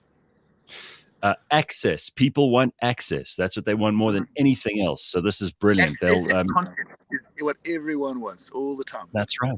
That's right. So quickly, there are a couple of comments here from people. Somebody said quite rightly, the problem is with brandy is that people drinking it think that they're the size of John Smit. Any comment on people who forget themselves when they do this? Sometimes it's better to forget, eh? That's the best. Well, one thing we won't forget is the things that you've done for this country on the rugby field, and we're excited to have you participate in all of this other stuff for us during this World Cup, and of course the brandy. So there we go. That's very, very cool. John, thanks for making time for us, man. Apologies, it was on the mobile, but we got held up on the Dubai radio. So I will tell you, maybe this is our next Avant Brandy ambassador. Oh wow. Awesome. Coaching you as well. Very nice. All right, John, thanks very much. Nice to talk to you. Cheers. Thanks for having me, guys. Cheers. Bye, John. Yeah, he really is one of the good guys, huh? Just people love him. So makes people, Gareth, you speak about John and like being a captain. Like something I always find so interesting about these guys is that they've got to look after other men. Yeah. You go to like we don't have time to really get into this because this is like a really big thing, and John's a nice guy, so he'll say nice things. But can you imagine how hard professional sport must be? Because when you go on tour like this, it's like 6 weeks or whatever it is that you're just with these people, and you've almost got to like keep them in check. Like I always think that must be the hardest thing that we don't really think about. You're a dad to adults. Yeah. It's a hard job. When all the pressure is on you as well as being a player, you've also got to kind of be like a semi-dad figure. Yeah, you know the brandy world though. That's something you used to do. I was a professional drinker. Yeah. Were you? Yeah. That was my life for 6 years. I got paid to drink brandy. I mean, look, guys. At no stage was my life as exciting as Gigolos, but my life was like it was out there. That was kind of the vibe. Even John Smit was like, "Tell us more about Gigolos." But I cannot believe that all those things you described all happened in one episode. Thank you. Like I thought you were telling us about like 5 episodes in, and you're like, "This." Yes, I told you aren't ready. If you have Showmax, or if you however you get your shows, okay. And this show went on for 6 seasons. Jesus, unbelievable. Well, it's obviously very popular. Obviously, people want that. That's the content that John was talking about that people are hungry for. And access. Those women wanted access to those men. But like, you've got to go through the cast because there's like this one irk. He just looks like he's got STDs on every part of his skin. One guy's like the shy, nice dude. And you can tell that these people were either failed actors or failed porn stars. No. And then they all go to gym together, and it's is there. This is a serious question because I've never really thought about gigolos. Gigolo is the word. It's the only word I can think of for a male prostitute, right? Yes, that's exactly what it is. Okay, so even though it's an old-fashioned word, that we haven't come up with a better word, have we? But gigolo is it almost doesn't sound that dangerous or that offensive, right? It's like he's a bit of a gigolo.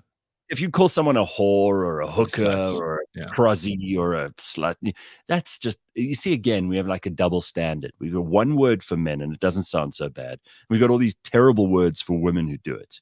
And we were talking about this in the first half hour before you came on, Simphiwe and I, about how like we're so quick to judge.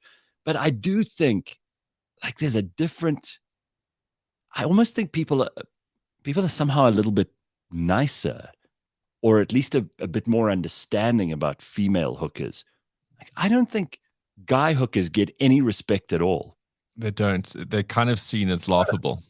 They kind of, and that's why the word gigolo makes so much sense, because it just sounds like kind of funny. A prostitute sounds like a doctor. It's a very serious thing, right? It's a serious undertaking. Well, they've had prostitutes come around here. Oh, okay. And when people talk about like rights for sex workers, or they talk about, where sex workers can find medical help or law or whatever else it is, and there are places that are trying to make sex work a little bit more, let's just say, safe. It's never going to be the easiest job in the world. Yeah, but they're trying to make sex work better. You never think, when they say sex workers, you don't think of a dude with a tan who goes to gym, who like sleeps with women for money. It's obviously a much smaller market as well. It is smaller, but we must also not be sexist here, okay? If guys want whores, why can't women? Are we not in a world where women can be so empowered to go, you know what, I just pulled a 9 to 5. I'm going to call that guy. Yeah, and he's going to sort me out. Yeah, there's more single ladies. Exactly. No one's going to judge me. Because a lot of people, like, they struggle to get into relationships. Like, it's been proven that men are becoming more and more economically and emotionally useless. So, do your thing, get a gigolo. Look, I'm not saying it's what I would choose. I think meaningful relationships are very much first prize. But this again, okay, I lied to you. I watched 2 episodes. And at the end of the second episode, there was this woman. This woman, okay, she was a high-powered like marketing exec. And you can see like she's wealthy, right? She looks after herself, but she works 12-hour days, whatever it is. And she is constantly traveling to conferences and seminars, all these kind of things. She has not got time to learn about someone's childhood or find out what their favorite sport is, or if they drink brandy or whatever. She just wants to get down to business. And she literally just ensnares one of these men and just flat out, that's the show. It's hectic, flat out for like 5 minutes. And you know what? After that, she hasn't got any sort of false pretenses. She doesn't have to now see someone else, meet their kid that she doesn't care about. So, it's transactional, I know, but sometimes people have to a stage in life where this is maybe what they need. Definitely. I don't. I'm not mad at this. Have you seen Magic Mike? They've made it much more sexier, right? So I'm seeing the cast. I looked at them. It looked like it was shot somewhere in Jersey, and they're looking like, hey, yeah, old school. But like when I think of like male gigolos now, I think Magic Mike. I think sex appeal. I think like this guy is gonna be just like handsome, and I get to, claim that, that's my boo thing. That's the friends of benefits. That's the situation show. Gosh, we all flawed. Don't fall in love, Simphiwe, because they just want your money.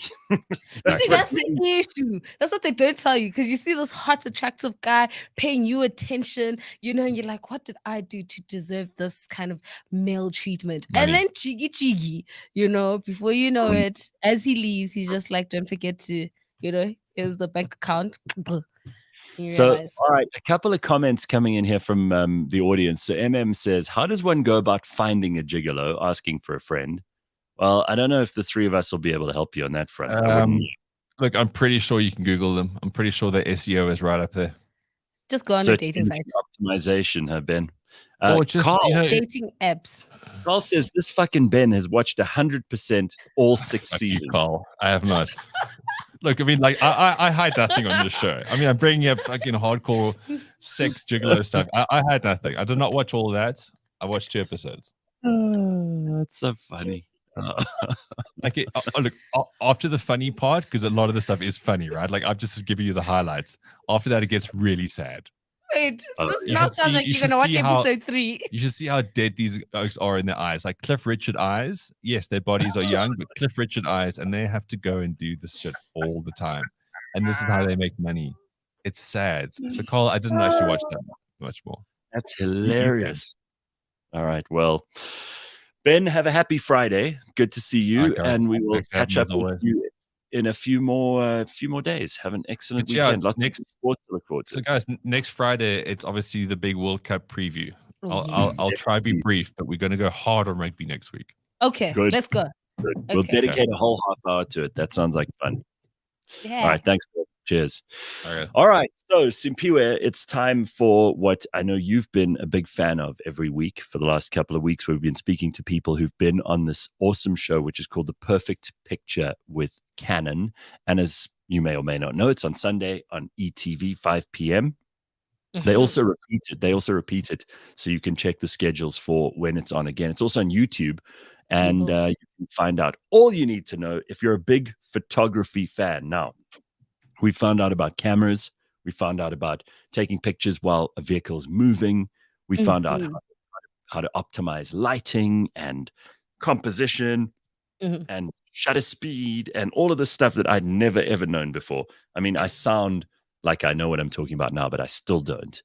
But let's introduce you to Ivan Roux, who is a 33-year-old South African singer, performer, TV personality. He started out his musical journey by performing in pubs for 8 years, gradually moved to sold-out shows at arenas. So he's doing incredible stuff. You may have seen him on Idols back in 2014 or in the finals of Die Contract. Here he is. Ivan, how's it, dude? How are you? Hey, what's happening? Good. Nice to see you. And congrats on all the things that you've been up to. It sounds like you've been very, very busy. Cheers, man. Appreciate it. Yeah, we've been super busy, but no complaints. Good. No, good. I'm very happy to hear that. So first of all, tell us a little bit about what's been going on and also where you've been performing and some of the highlights of the last couple of months, because I know a lot of people in the entertainment business are shooting the lights out right now, and you seem to be one of them. And then we'll talk about the perfect picture, because I want to hear all about your photography skills. Cool stuff. Yeah, so we've been super busy, as you know, for artists this time of year. Starts becoming the silly season, as they call it. So it's just every weekend is fully booked, let's say from Thursday up until a Sunday, up until I think it's mid-December. And then I branched into a bit of a more country rock and roll vibe. Nice. And I can't say too much about it at the moment, but Nashville might be seeing us early next year. Wow, Nashville. That's pretty nice. Good job. Super stoked. Cheers, man. All right, so let's talk a little bit about this show now, because you've been a favorite for the judges. You've won a few of these challenges. Shame, we've spoken to one or two of the people who've been thrown off the show already. But for the viewers, you're someone who keeps winning. So how does it feel to have a clear eye for the photography that you're doing, and also doing all of these challenges and winning so many of them? Can I just first say that I'm so happy you talked about aperture shutter speed, because even though I still don't know everything about it. It's like I've got my favorite aperture, favorite shutter speed, and favorite focal length, and it stops there. I don't mess about with it, and I still catch myself going back to automatic, which is a super awesome setting if you're starting off with photography. But the show was insane, man. I tried and challenged myself. I shot everything in manual, which was quite daunting, but it helped, as you saw, quite a lot. Dude, it was just, such an awesome journey. And I don't know how I won most of those challenges. And I wouldn't say necessarily I've got an eye for it. It's just, you kind of shoot because you've got a time frame that you got to finish it. And I try and get the one shot that I think is going to work within the first 5 minutes. And then I've got 10 minutes to play around with. And usually the winning shot comes from the 10 minutes of just fooling around, playing around with the lighting, getting your models to do stupid things. All right. That's usually, you stumble across genius sometimes. I mean, you're trying to follow all the rules. You can get so caught up in that stuff that it becomes boring. Right? Exactly. Okay. So what can you tell us about what you've done with photography since the show? Because obviously you guys filmed it some time ago. You can't tell us who won. You can't tell us when you get thrown off the show. But do you feel like you have more knowledge and that you might pursue this as a side project? Or is it just maybe helping you with doing some of the stuff that you do as part of your normal career when it comes to visual art, to doing the pictures? I mean, you probably have to do a whole bunch of publicity pictures now if you're going to head off to Nashville or something. And somebody in the comments, Ricky, says, I watched this guy in Perth not too long ago. So you've done a lot of traveling around the world. Are you very picky about your passport photo, for example? Something most of us have no say over. No. Yes and no with the whole sideline thing. When we first got the Canon R8 cameras, I was like, geez, man, I'm gonna become a pro. I'm gonna be shooting models and doing this. And then we started with it, and I was like, I just realized I will never in my life, when a photographer says to me, let's do a photo shoot for free, I will never be able to get that over my heart ever again, because it's awesome being a photographer, but it also sucks because you've got so many elements that play a role in this. And if the lighting doesn't work, you got to do this, you got to do that. I don't think I had the time to pursue it as like a side hobby, but I definitely used it.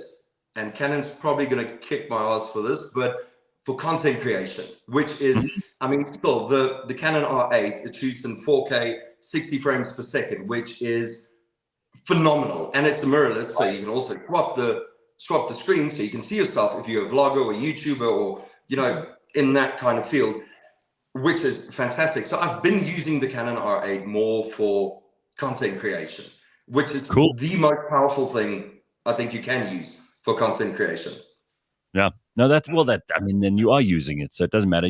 I feel sorry for these photographers who spend their life doing this and perfecting it, and then they end up having to do some idiot like Instagram model says to them, can you do a free shoot for me? And you're like, do you know how long it's taken that photographer to become as good as they are at what they do? I must say, I got a newfound respect for photographers and videographers. The work that they put in, like you said, the hours that they spend perfecting their craft, and then you get Instagram models, which I mean, would you imagine going to a lawyer with like 20 years of experience and saying to them, won't you do this case for me for free? Yeah, they'll chase you out of the building. Imagine going to a doctor who's operated on, successfully 50 or more of a particular sort of a medical problem, and you go to them and you go, I'm an Instagram model, won't you do my operation for free? You're like, for publicity.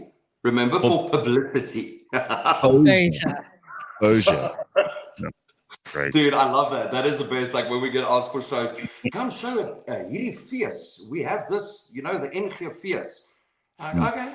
And it's like, there's the agent sorts out everything. No, we were thinking about him doing it for publicity.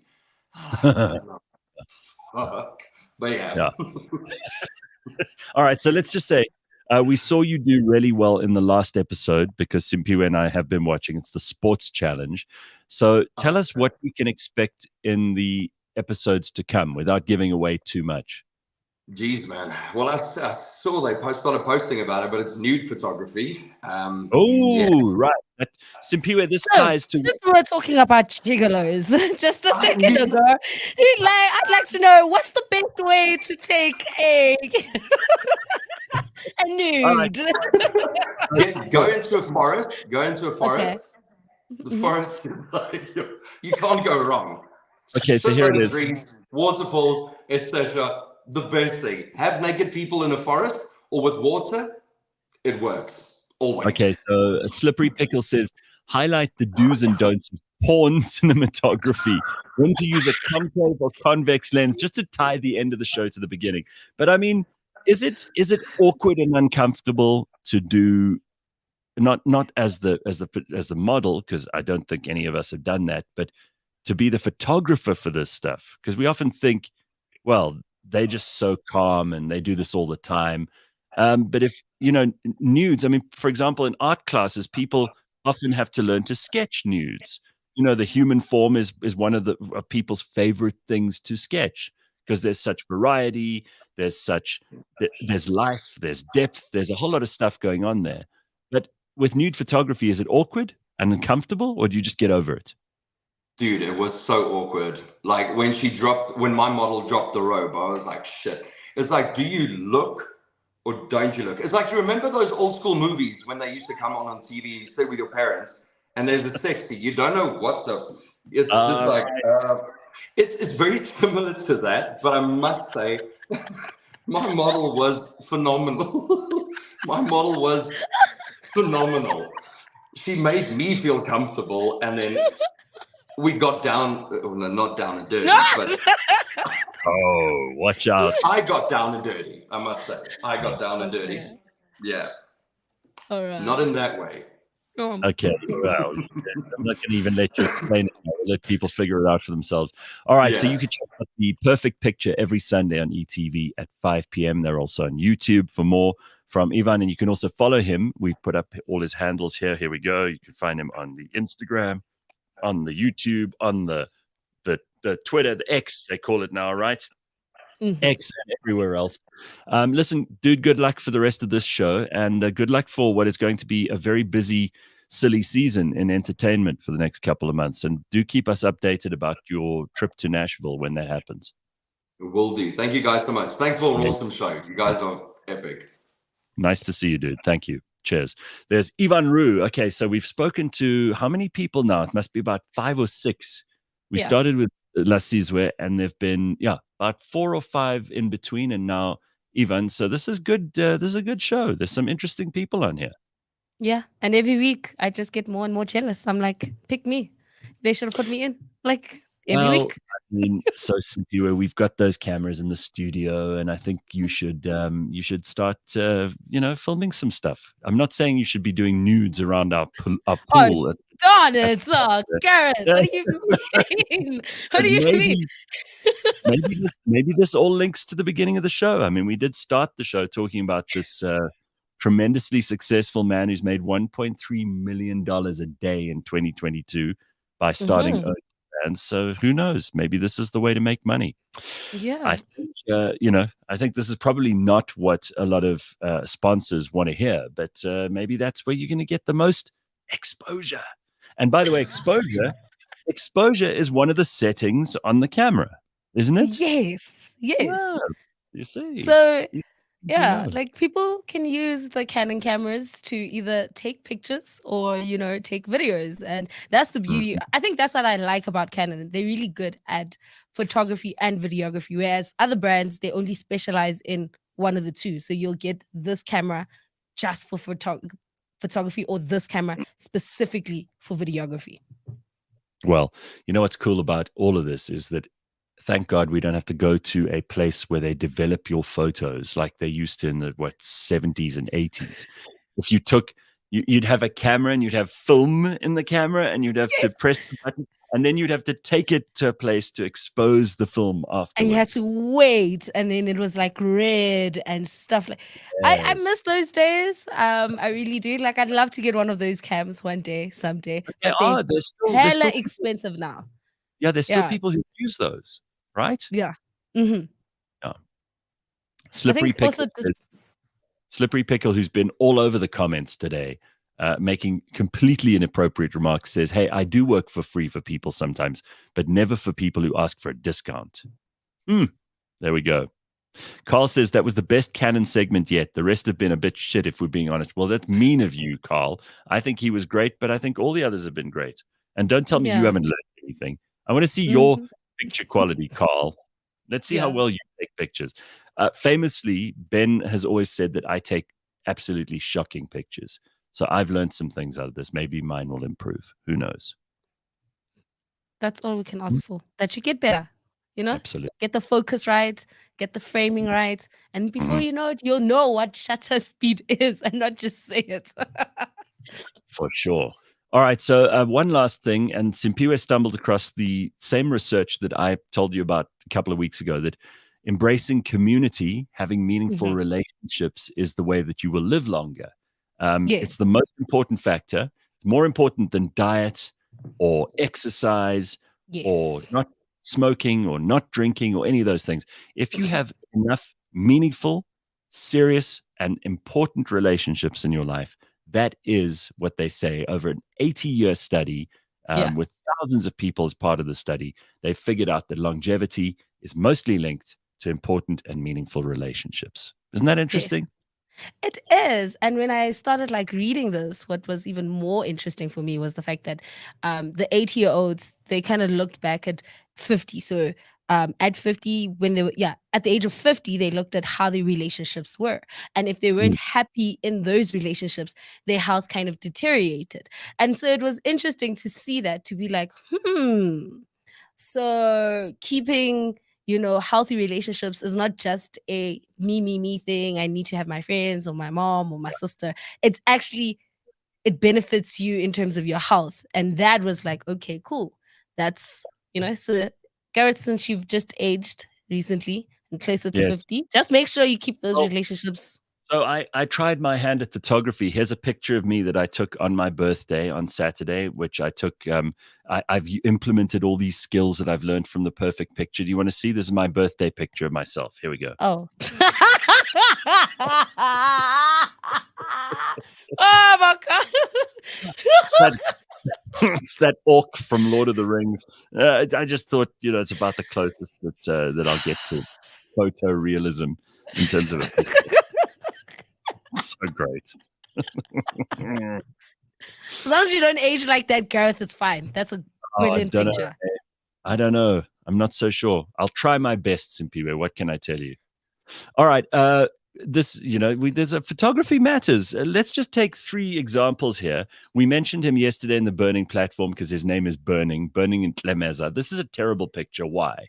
Because it's coming from underneath and it makes him look he's not an unscary looking guy. I mean, he does look dodgy, but this picture in particular, it comes from underneath, right?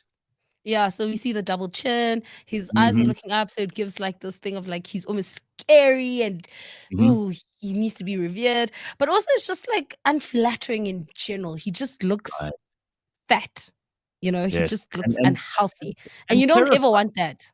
Yeah, you want to look respected, prominent. You want to look at that picture and be like, look like this. This is an example of a great picture, and he looks like someone's just farted right near him. So that's a great picture. Say what? How would you criticize this picture as a photographer, Simphiwe? Give us some feedback. Let's hear. This is part of the lesson. Well,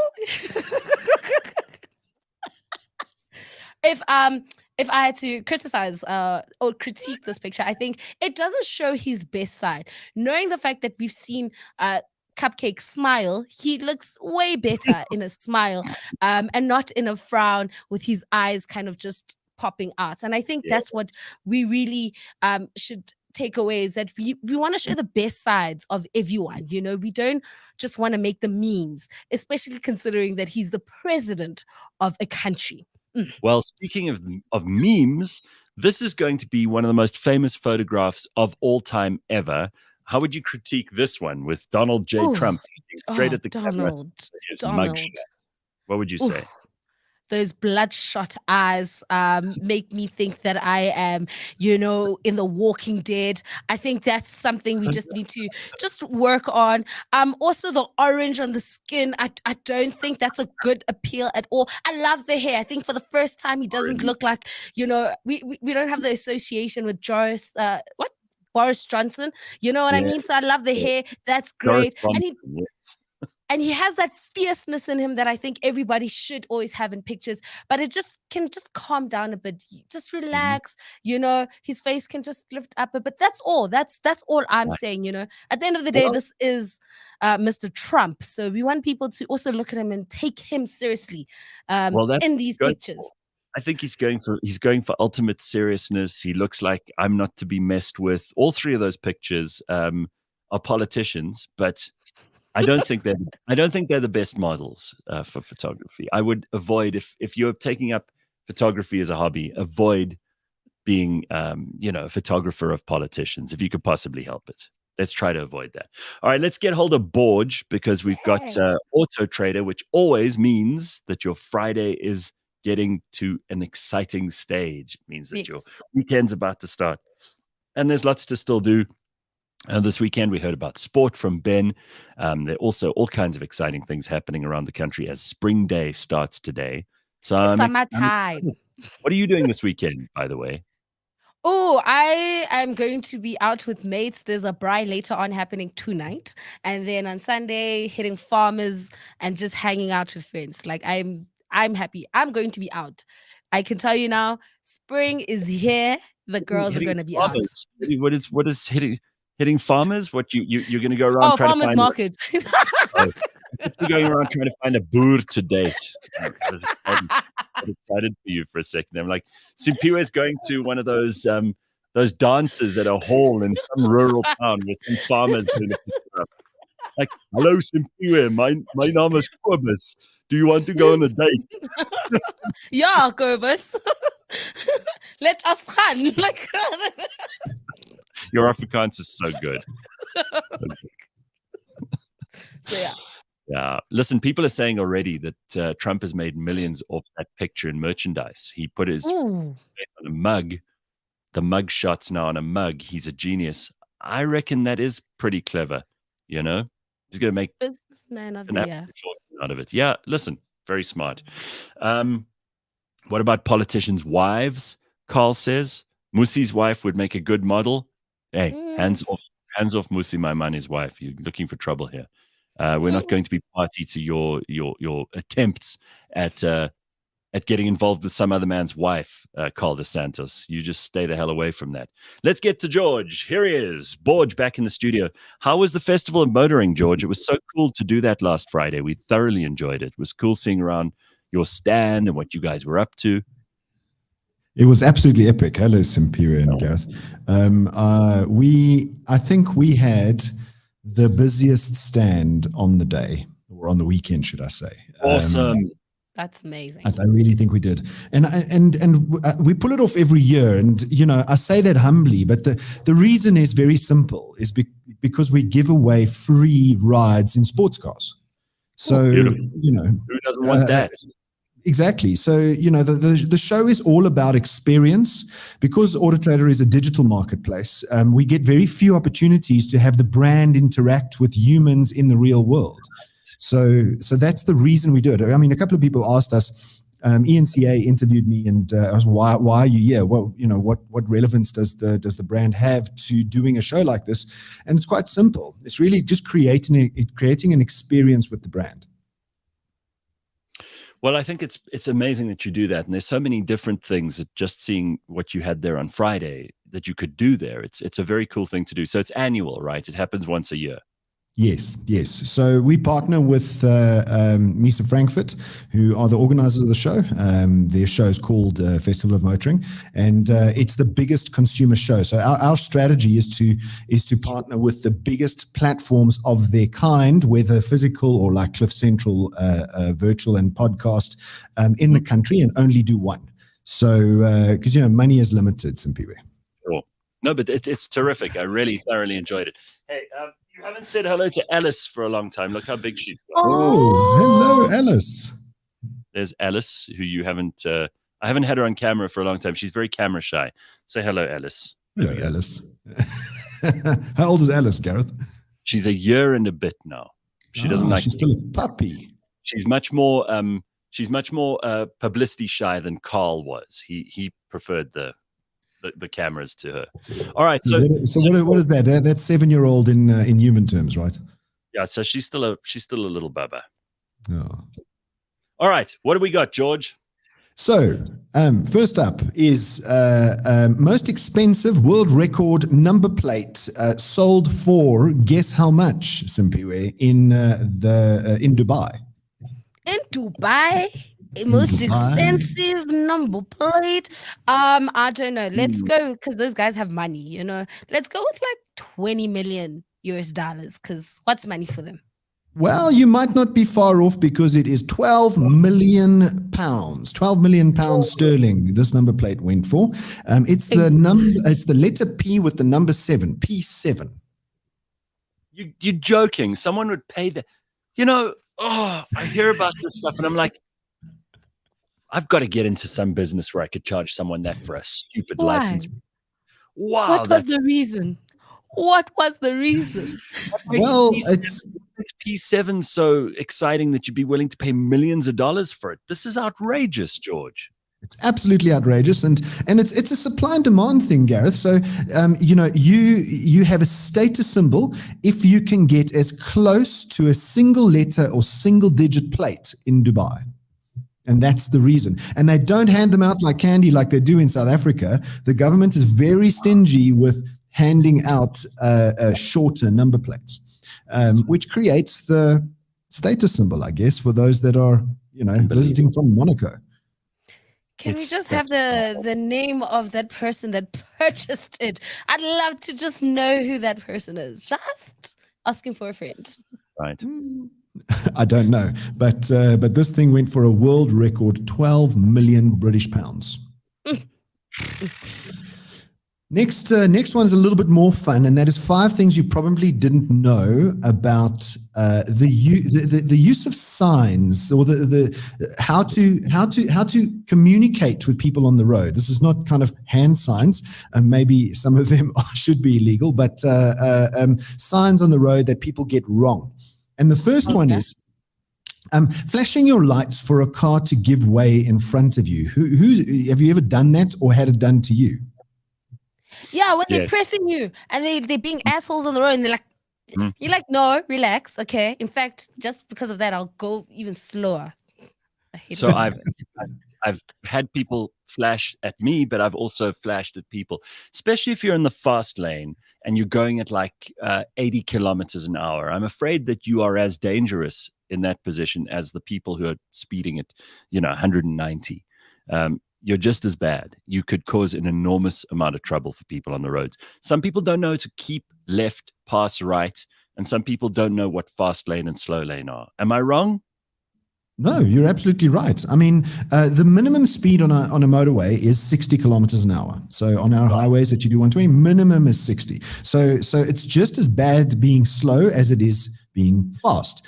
But you should really keep left past right. That's the rules of the road, which means that if it's a 2 or a 3-laned motorway, you should be in one of the left-hand lanes.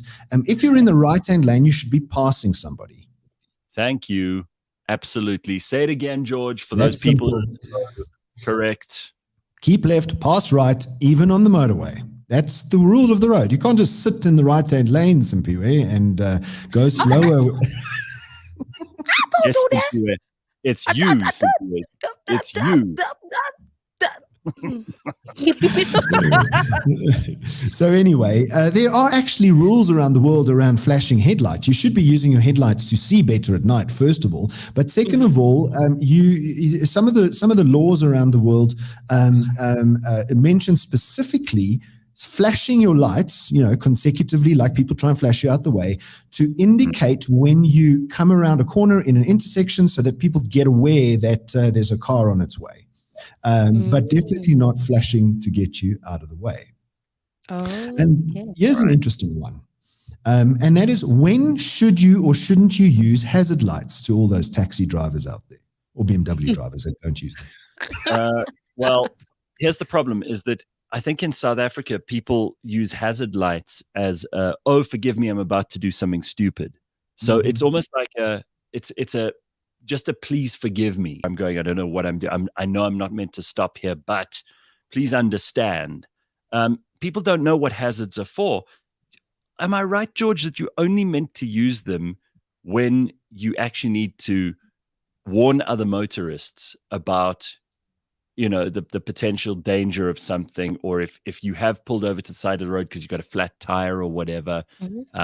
It's to let people know that there's something wrong, but you're aware of the fact that you're not meant to be there, or something like that. Yeah, but so also hazard it's lights, like a nice gesture. I know I do it, like when so you're not supposed to use it as a nice gesture.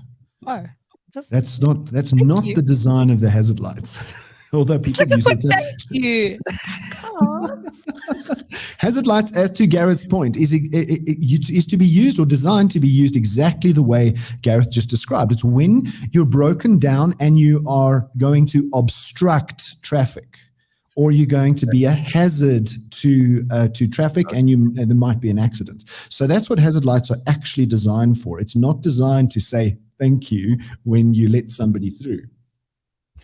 All right. Well, all you've done now, George, is make us less polite. That's all. Because people like Simphiwe and I used to, if someone warned you about something, or they let you through in traffic, or whatever, then you put on your hazards quickly to say thank you. You're not meant to do that. You're not meant to do that. I mean, it is a nice gesture, but it wasn't what the hazard lights were meant to do. And then, believe it or not, you can use your mobile phone in a drive-through. Oh. Okay. Use this information, but you can use your mobile phone in a drive-through. And then there are some laws around the placement of obstructions on your windscreen. Tell me more. So many people put phone clips. I know I do it. Phone clip on the windscreen, dash cam on the windscreen. But there are rules around obstructing your field of vision. And you shouldn't be putting things on your windscreen that can obstruct your field of vision. That would make sense. I mean, especially because you get some people who will put stickers all over their windscreen and that kind of thing. So it can be a problem. I mean, you see some people with like 10 years of licenses all smashed onto their windscreen, and they never take off the old ones. Exactly. And then time for the car trivia, Simphiwe. My favorite. Not my favorite. Simphiwe has a very bad record. record. Can I tag in a friend? Comment section, please. Do the most. Help us out. Let's go. Okay, let's go. What was the most expensive car ever sold on auction? Most expensive car ever sold. It's going to be a regular vehicle, in my humble opinion. I'll give you the point if you just get the brand right. Most expensive. I would go maybe with the Ford. I'm thinking of like a movie car, because like a James Bond Aston Martin, because then I think people can say that they drove the one in the 19 whatever it is Sean Connery Bond movie. I think that puts a huge price on things. Am I wrong? Are we both cold? You're both very cold. Let me put you out of your misery. So it was a 1962 Ferrari 250 GTO, sold for $48 million. And the reason it went for that price was because it was the 1962 Italian GT Championship winner, and won 15 classes with overall wins between 1962 and 1965. So it was also the first American guy driving it to win the Formula One World Championship in it. So that's the reason it went for $48 million. Wow. Okay. We were 0 points all around. George has 0 come up with points all around. Okay, this one was designed for Simphiwe. Oh. What does SUV stand for? I should know, right? I really don't know. I know this. Okay, what is it, Gareth? Sports utility vehicle. Gareth's got 1 point, Simphiwe's got 0. So embarrassing. I should know, but all right. Okay. Then Simphiwe, maybe you'll get this one right before Gareth. First and finger on the button. Which country is the largest car producer in the world? China country. Yeah, there we go. Simphiwe's got 1 point. 1 point. Thank you. Good. Fantastic. And Scoreboard, I think the scoreboard is 1 each now, yeah? Yes. Let's go. In which country was the airbag invented? Which country? Oh. It's got to be one of these countries that's super safety obsessed. I would Sweden. I also guessed Sweden, Gareth. It's not Sweden, though, is it? No. Germany? No. Clearly. Simphiwe's got 2 points. Gareth's got 1. It was Germany. Good work. He was winning this round. Oh my God. Wow. Get this. Okay, and then if Gareth gets this, it will be a tie and sorted out next week. Simphiwe gets it, she wins hands down. But who designed the VW Beetle? Who designed? If you get his last name right, then I'll give you the point. Sure. I don't know the answer to this one. Okay, I'll give you a clue. His last name is the name of the brand of a car. Mercedes. Nope. Okay. No. It's not Mercedes. Ferdinand Porsche. Oh. Good. Yeah, it's good. It was designed in the 1930s in Germany, right? Yes, and then taken over by Hitler to become a war vehicle. Right. Hitler, that guy. Not a great. I mean, you don't want a car. Would you buy a car brand called Hitler? I don't think I would. No, definitely not. But can the record state that I finally won my first? The record can state this is recorded. It's going online. It's always going to exist. Now what? Next week, what? Who is going to be coming on the show going, I can't wait for George's quiz. I would have done some studying and homework. I'm ready now. Very good. Very good. Okay, that's it. Thank you, Simphiwe. Thank you, George. Have an awesome Friday, everybody. We will see you on Monday at 6 a.m. bright and early. Enjoy the weekend and enjoy the first day of spring. Yee!